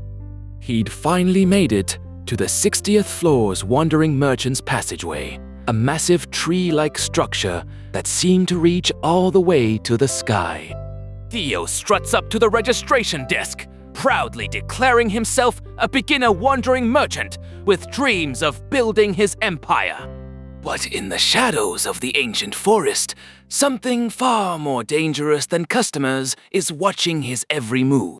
The Silver Wolf Tribe, elite mercenaries of the tower, have spotted their target and are comparing him to a badly drawn sketch. Chieftain Elka doesn't care about the missing straw hat detail. He's a professional, and he's here to complete his contract. With their mercenary IDs ready, the wolves melt into the darkness, trailing Theo like predators, stalking their prey. Zareth freezes in the bushes, his blood running cold as he recognizes the Silver Wolf tribe, the same mercenaries hunting his partner. He realizes Landlord Grid himself is hunting Theo over some stupid straw hat, and an entire mercenary group is on the case. There's no way Theo can handle this alone, and Zareth knows he has to step up, even if it means facing monsters far beyond his level. As Theo walks obliviously forward, Zareth takes a deep breath and follows, knowing this could be the most dangerous decision of his life. Quing, the crimson bear, tore through the dirt mounds like a bulldozer, while the baby rabbits scattered across the field. Sejun pulled out peanut seeds, new to the shop and perfect for restoring soil fertility after the Blue Moon's devastation. With his agility stat boosted, he planted all the peanuts in just a few hours, watching the baby rabbits water the rows. The purchase hit exactly 100 seed store mileage points, the threshold to level up his shop tier. Park Sejun's tier skyrocketed from rookie to commoner, unlocking 4 random seed types and removing purchase limits. He couldn't help but get greedy, already wondering what new varieties would appear in the next restock. The corn stalks wouldn't fruit again, so Sejun had them cut down and spread over the peanut field as mulch. He thanked Kong for the help, grateful for the bear's strength in clearing the field and protecting the farm. Harvesting the corn seeds leveled up his seed-gathering skill, and the baby rabbits finally returned to his side. With the adults busy expanding the fields, Sejun noticed the baby rabbits were getting restless and bored. He had a brilliant idea, dressing them up with little pouches filled with carrot slices to distribute to the workers. The supply unit was dispatched. The tiny rabbits scurried across the farm, delivering snacks to everyone hard at work. Watching them, Sejun dreamed of buying them cute sailor outfits from Theo, wishing he could capture the moment forever. Far from the peaceful farm, a shadow loomed over the tower's rugged landscape. Ox 3 stumbled upon a carrot en route, but his superior's sudden appearance turned discovery into interrogation. Panicking, Ox 3 admitted the crops came from outside their territory, raising alarm bells for his commander. The superior tasted the carrot, and his eyes widened. This wasn't just food, it was something extraordinary. The captain's eyes went wild as the carrot hit his tongue, and suddenly his entire body started glowing with power. Muscles pumped, energy surged through his veins, he felt stronger than ever, and he wasn't about to let this miracle slip away. He grabbed Ox 3 by the face and screamed that the future of their entire race depended on finding where this grass grew. Poor Ox 3 was terrified of getting beaten up, but then he caught a scent that made his heart race with excitement. He stumbled upon rows of the most delicious-looking grass he'd ever seen in his entire life. One bite, and he was hooked. It was absolutely incredible, and he couldn't believe his luck. Thinking about the captain's praise, he grabbed everything he could carry and ran back like his life depended on it. Deep in the forest, the crimson giant bear's eye snapped open, her instinct screaming that something was terribly wrong. She checked on her cub, but the peaceful moment was shattered by a disturbance that made her blood boil with rage. Her growl shook the ground as she realized someone had been stealing from her territory, and she was not happy about it. Meanwhile, Eileen was finally enjoying some well-deserved relaxation time in a personal spa, feeling pretty good about life. But her peace was shattered when a notification announced that the Crimson Giant Bear was demanding to speak with the tower manager. Her eyes went wide with panic. She knew exactly what this meant, and Park Sejun was about to have a very serious problem. Just as Eileen was relaxing, the Crimson Giant Bear crashed back onto the 38th floor, roaring for the tower manager. Park Sejun stood with his baby rabbits, staring up at the massive beast that had returned to his doorstep. But his panic wasn't for the bear, it was for his farm. Every single corn leaf he'd laid down was completely gone. Meanwhile, Theo was having a much better day. After his successful trade, he was back on the 38th floor. He landed right in front of a group of hunters, cheering, "I'm back, nya," and ready to start his new life as a mid-level merchant. Park Sejun stared at his completely barren field, realizing every single corn leaf had been stolen clean. The Crimson Giant Bear explained that some horned bastards were probably responsible for the theft. Sejun's mind raced. Could this be the same monster that dug that terrifying pit during the blue moon? He realized the harsh truth. Without real power, he couldn't protect what he'd built. But for now, he had allies, the massive bear and her cub, plus his loyal rabbit crew. After delegating the farming to his rabbit helpers, Sejun finally took a well-deserved day off. Today was the day the second poison bee queen's cocoon would finally hatch. With 2 queen bees protecting his territory, his farm would be virtually invincible.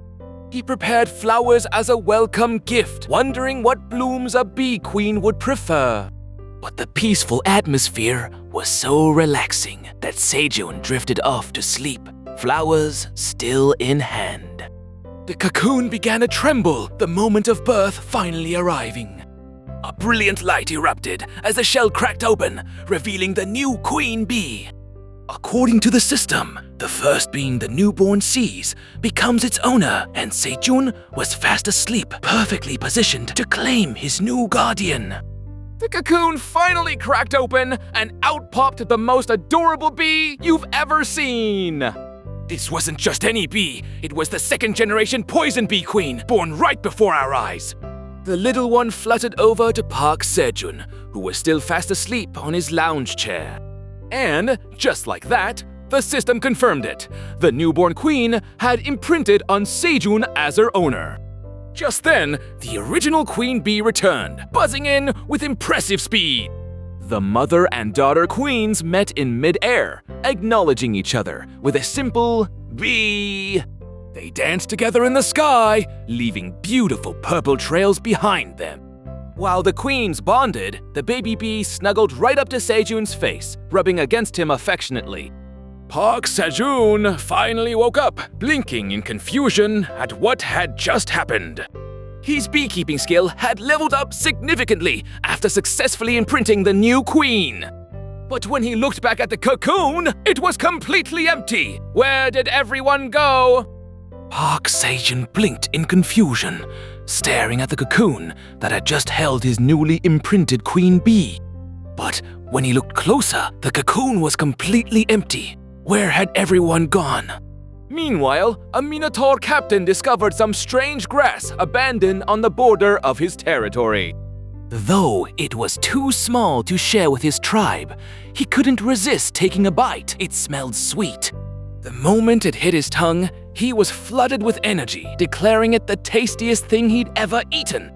He immediately praised Ox 3, realizing this grass could bring prosperity to their barren land. The captain wondered what changes were happening on the 99th floor to create such mysterious plants. He couldn't leave the waypoint unguarded, so he had to send someone else to investigate. He ordered Ox 3 to find whoever intentionally grew this grass and discover their identity.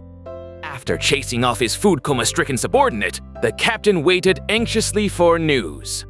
Back at the forest, Theo finally returned, apologizing to the impatient adventurers who'd been waiting. He proudly presented his special D-grade magic cherry tomatoes, boasting a 60-day shelf life. The adventurers were shocked by the low grade, but Theo insisted these were extra special. When they learned he could break down 20 grams of fat, the crowd started buzzing with interest. The adventurers couldn't believe their eyes. D-grade tomatoes with a 60-day shelf life. That was unheard of. Bidding war erupted instantly as they realized these magical tomatoes could save them twice the fat from before. Theo's profits skyrocketed past 1,000 tower coins, finally unlocking his veteran wandering merchant status. With restrictions lifted, Theo could finally stop hiding Park Sejun's identity and operate with full authority. But when he tried to cash in on his new status, he found the crowd had already dispersed down the tower. His pride took a hit as he wondered if his legendary lucky paw had lost its power. Then 2 girls spotted him, excitedly showing a viral photo on Instagram. People were actually searching for him. Theo's eyes sparkled as he caught the scent of something far more profitable than tomatoes. Why sell produce when you can sell photo ops? The real money was in being an influencer. The wandering merchant realized the real treasure wasn't loot, but Theo's viral fame. Suddenly, the cat was the boss, demanding cute poses, while the merchant snapped photos non-stop. Theo announced a meet and greet on the 38th floor, promising to dance for anyone with enough rewards. Walking through the forest, Theo was already dreaming of his future as a wealthy chairman. But his ego trip ended abruptly when he stumbled face to face with a massive, cloaked wolf. The wolf's glowing eyes promised danger, proving that not everyone in the tower was looking for a cute photo. The cloaked wolf looms over Theo, his glowing eyes promising absolute danger. He snarls that he knows Theo bought a straw hat at a smithy in the merchant district. When Theo stammers in confusion, the wolf threatens to rip him apart if he doesn't answer. Desperate, Theo drops a pine cone, which the wolf sniffs with immediate regret. It explodes into a smell bomb, so potent, the wolf's nose goes numb instantly. In the chaos, a mysterious figure in blue emerges from the smoke to grab Theo. Theo recognizes those red eyes. It's Zerath, the fox rabbit who abandoned his family. Zerath drags Theo through the forest, shouting for him to hurry and follow. Behind them, the wolf leader admits the mission failed while his pack rides in agony. Theo collapses, gasping for air as Zerath drags him away from danger. The fox sees a golden opportunity to get close to the source of Sejun's power. Zerath agrees to take Theo to the merchant district, unaware of his true intentions. Theo panics, terrified of being exposed as a secret agent of the Inspection Bureau. Zerath casually admits he made a fortune selling simple cherry tomatoes. Theo is baffled. How could a lowly merchant earn 1,000 coins from produce? Cut to Earth, where a high-ranking executive examines the D-grade magic cherry tomato. He questions Jenny about their attempts to cultivate the plant on Earth. Jenny confirms it grew normally, but the mystery of its origin remains unsolved. Back on Earth, CEO Jenny of Ista Corporation drops some heavy news. They've successfully planted 100 seeds on the tower's first floor. With a 10% germination rate already locked in, the chairman gives the green light, passing the project budget straight to the board. The chairman laughs maniacally as his long-stalled Tower Farm project finally gets the green light to hire Awakened and clear out the monsters. While the suits plot their takeover, Park Sejun is just happy to see his own magic cherry tomatoes actually thriving in the tower. Theo is absolutely beaming, holding up his new coin like a champion who just leveled up. They arrive at the trading market, a massive hub where merchants prove their worth or get crushed. Walking in, the fox realizes this place is a battlefield that doesn't even tolerate a moment of hesitation. They duck into a miscellaneous goods store, but the fox is already bracing himself for a disaster. Theo casually picks up pots and thread, asking the hyena owner for the total price. When Theo reveals he's buying these just to sell his cherry tomatoes, the fox facepalms so hard it hurt.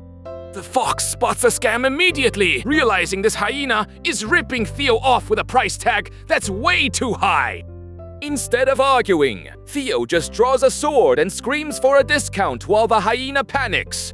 The merchant folds instantly, but as they leave, he mutters about how Theo won't survive long in this tower.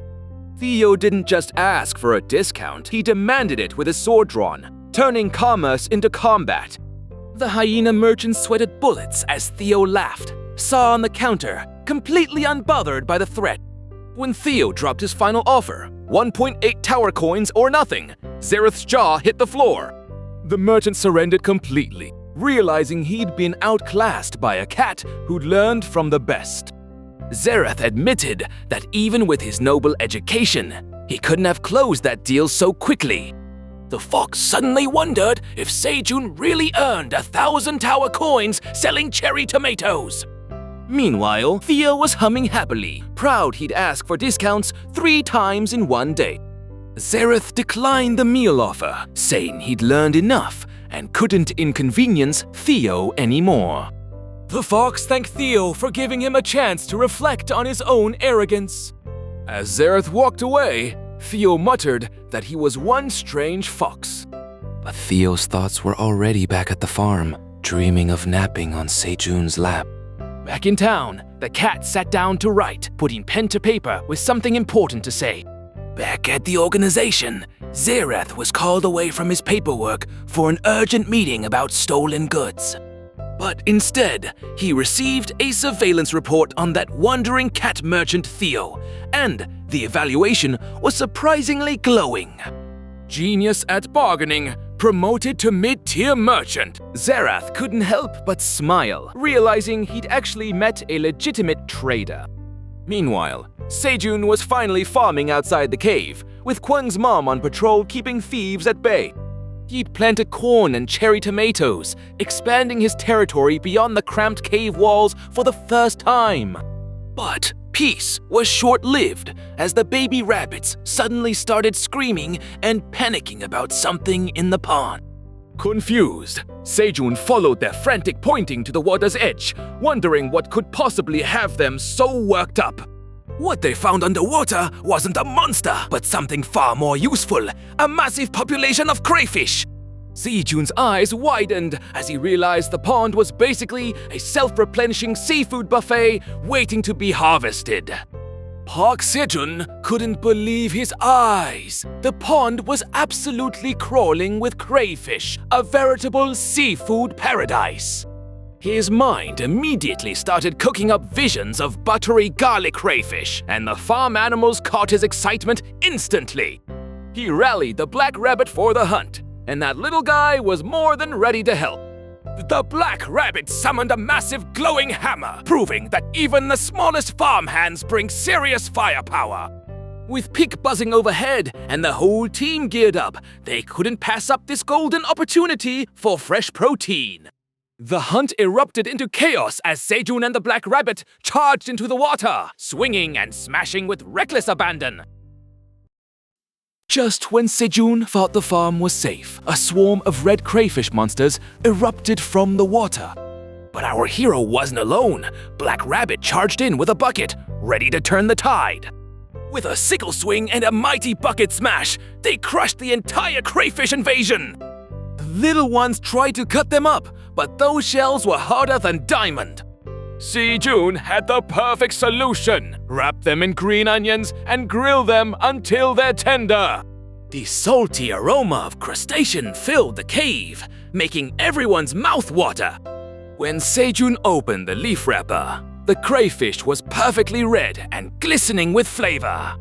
He twisted it open to reveal the most succulent, steaming white meat anyone had ever seen. Sejun handed out a crayfish to each member of his farm family. Everyone got their share! The seasoning was perfect, naturally salty, and delicious, without any sauce at all. Park Sejun didn't waste a thing, dipping the crayfish meat into that precious green organ sauce. One taste, and he was hooked, declaring it savory enough to make him crave soju.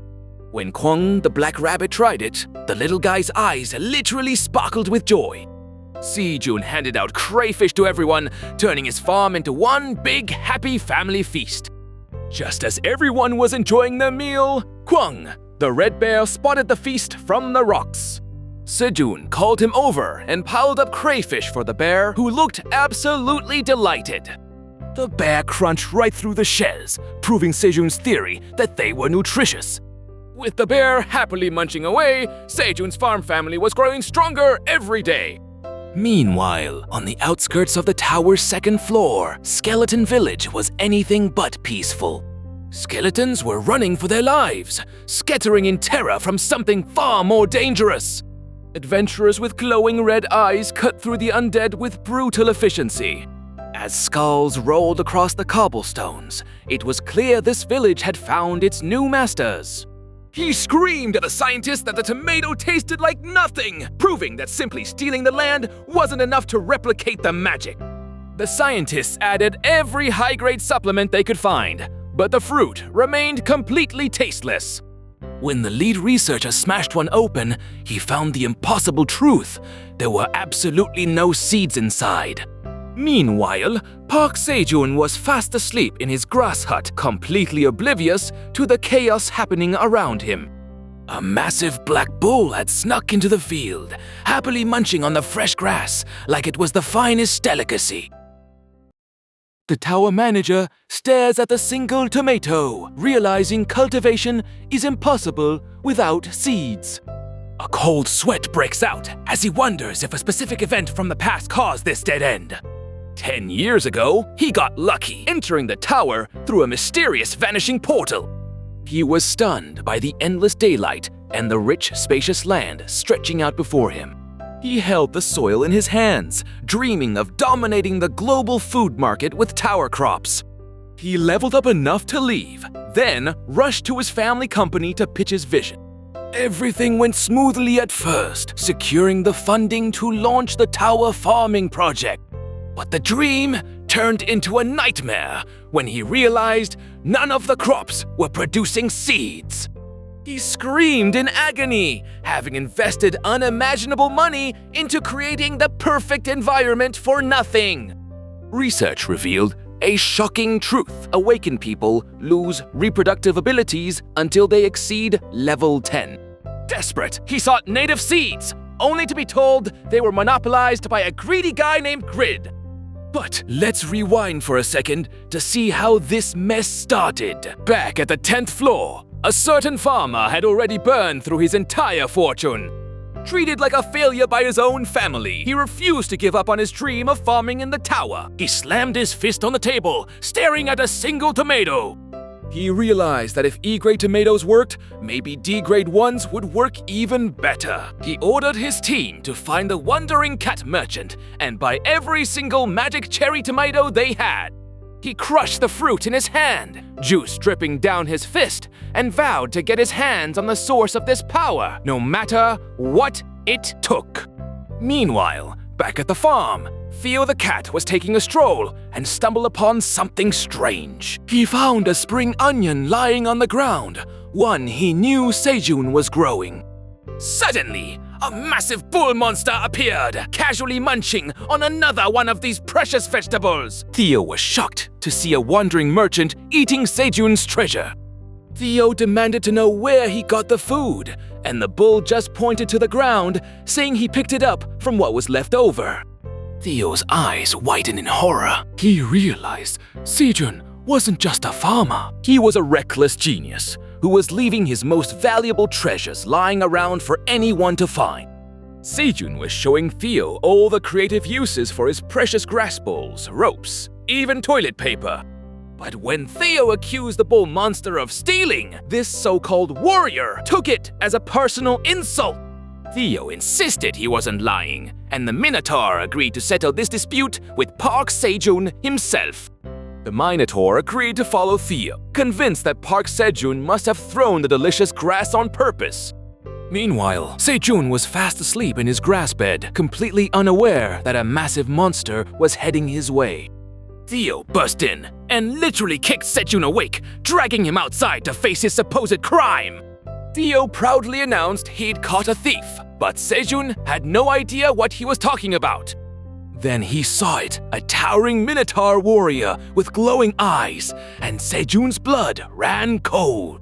Before he could process this nightmare, Sejun was forced to climb a rope to face the monster, with Theo cheering him on. Theo's accusation hangs in the air as Park Sejun stares up at the towering black Minotaur, expecting a fight to the death. But this isn't the mindless monster. Kang's mom warned about this. Minotaur's arguing about whether the grass was actually trash. The beast swears on his honor that he's no thief, claiming he only picked up what was abandoned on the field. Park Sejun's mind races. Minotaurs are basically cows, which means they can dig deep underground. That explains the stolen corn leaves. When Sejun confirms he never threw away the spring onions, the Minotaur's face goes pale with horror at his accidental theft. But Sejun isn't about to let this slide. He demands 100 tower coins as compensation for the mess and the stolen grass. Park Sejun doesn't back down. He demands 100 tower coins for the damaged field and stolen crops. The Minotaur nearly faints at the price tag, realizing this grass was apparently worth a fortune. But Sejun's got a better idea. Work off the debt instead. 1 coin a day, plus unlimited spring onions. The Minotaur's eyes light up at the food offer, shouting yes so loud, it blows Sejun's hair back. With a firm handshake, Sejun just turned a thief into his first farmhand. Talk about a win-win. Theo's mind just exploded. He's learned that when you can't pay with money, you pay with muscle. Sejun praises Theo for catching the thief and accidentally recruiting a worker in the process. The little cat is so proud, he's practically vibrating, desperate for more praise from his human. Theo's so excited he's clinging to Sejun's leg, begging for more rewards until the poor guy's pants are stretching. The next morning looks peaceful. Blue skies, green trees, everything's calm. But wait, something massive is crashing through the water, and it's definitely not a fish. Giant red crabs are swarming the farm, and Sejun's got to defend his crops all over again. The black rabbit jumps right into the fray, swinging its hammer with surprising ferocity. Sejun joins the hunt, and together they make short work of the giant red crabs swarming the water. After the battle, Sejun praises the rabbit, but suddenly notices a strange glowing aura surrounding it. The rabbit's wooden hammer has evolved into a massive, sharp-headed warhammer. It's a total power-up. Sejun realizes this isn't a normal level-up, it's a second awakening, and the whole farm is cheering. Just as Sejun decides to let the rabbit handle hunting, Kwang, the bear cub, comes rushing in with urgent news. The little bear mimics a gesture, leading Sejun to a hidden cave where he spots a golden beehive. Sejun is shocked to see it, wondering how long it's been there without him noticing. Out pops the second-generation queen, Poisonous Honeybee, looking absolutely adorable with her new crown. She flies straight to Sejun, and he realizes she's the very bee he imprinted on long ago. It's an emotional reunion. She was worried about her owner, and he's just relieved she's safe. She didn't just survive, she came back with a whole new swarm of bees to join the farm. Sejun asks Kwang to protect their new home, promising the bear endless honey in return for his loyalty. Just as Sejun secured Kwang's loyalty, a massive minotaur stomped onto the farm, declaring he was here to work. But Kwang's mother didn't take kindly to this new arrival, unleashing a roar that shook the entire forest. The Minotaur's eyes glowed with recognition. He'd encountered this bear before, and he wasn't backing down. Sejun threw himself between them, screaming for both the bear and the Minotaur to stop fighting immediately. With Theo perched on his shoulder, Sejun begged the cat to help translate, but neither monster would listen. He literally threw himself between them, shouting for both the Minotaur and Kwang's mom to stop. The Minotaur declared that avoiding battle was dishonorable for a warrior, refusing to back down from his territory claim. While the little bear just wanted snacks, Sejun stood there completely overwhelmed, wondering what he was supposed to do. Just when things couldn't get worse, Eileen's system message popped up. She was bored and wanted food, now. The tower manager demanded he resolve the Minotaur situation quickly because she was hungry, adding to the chaos.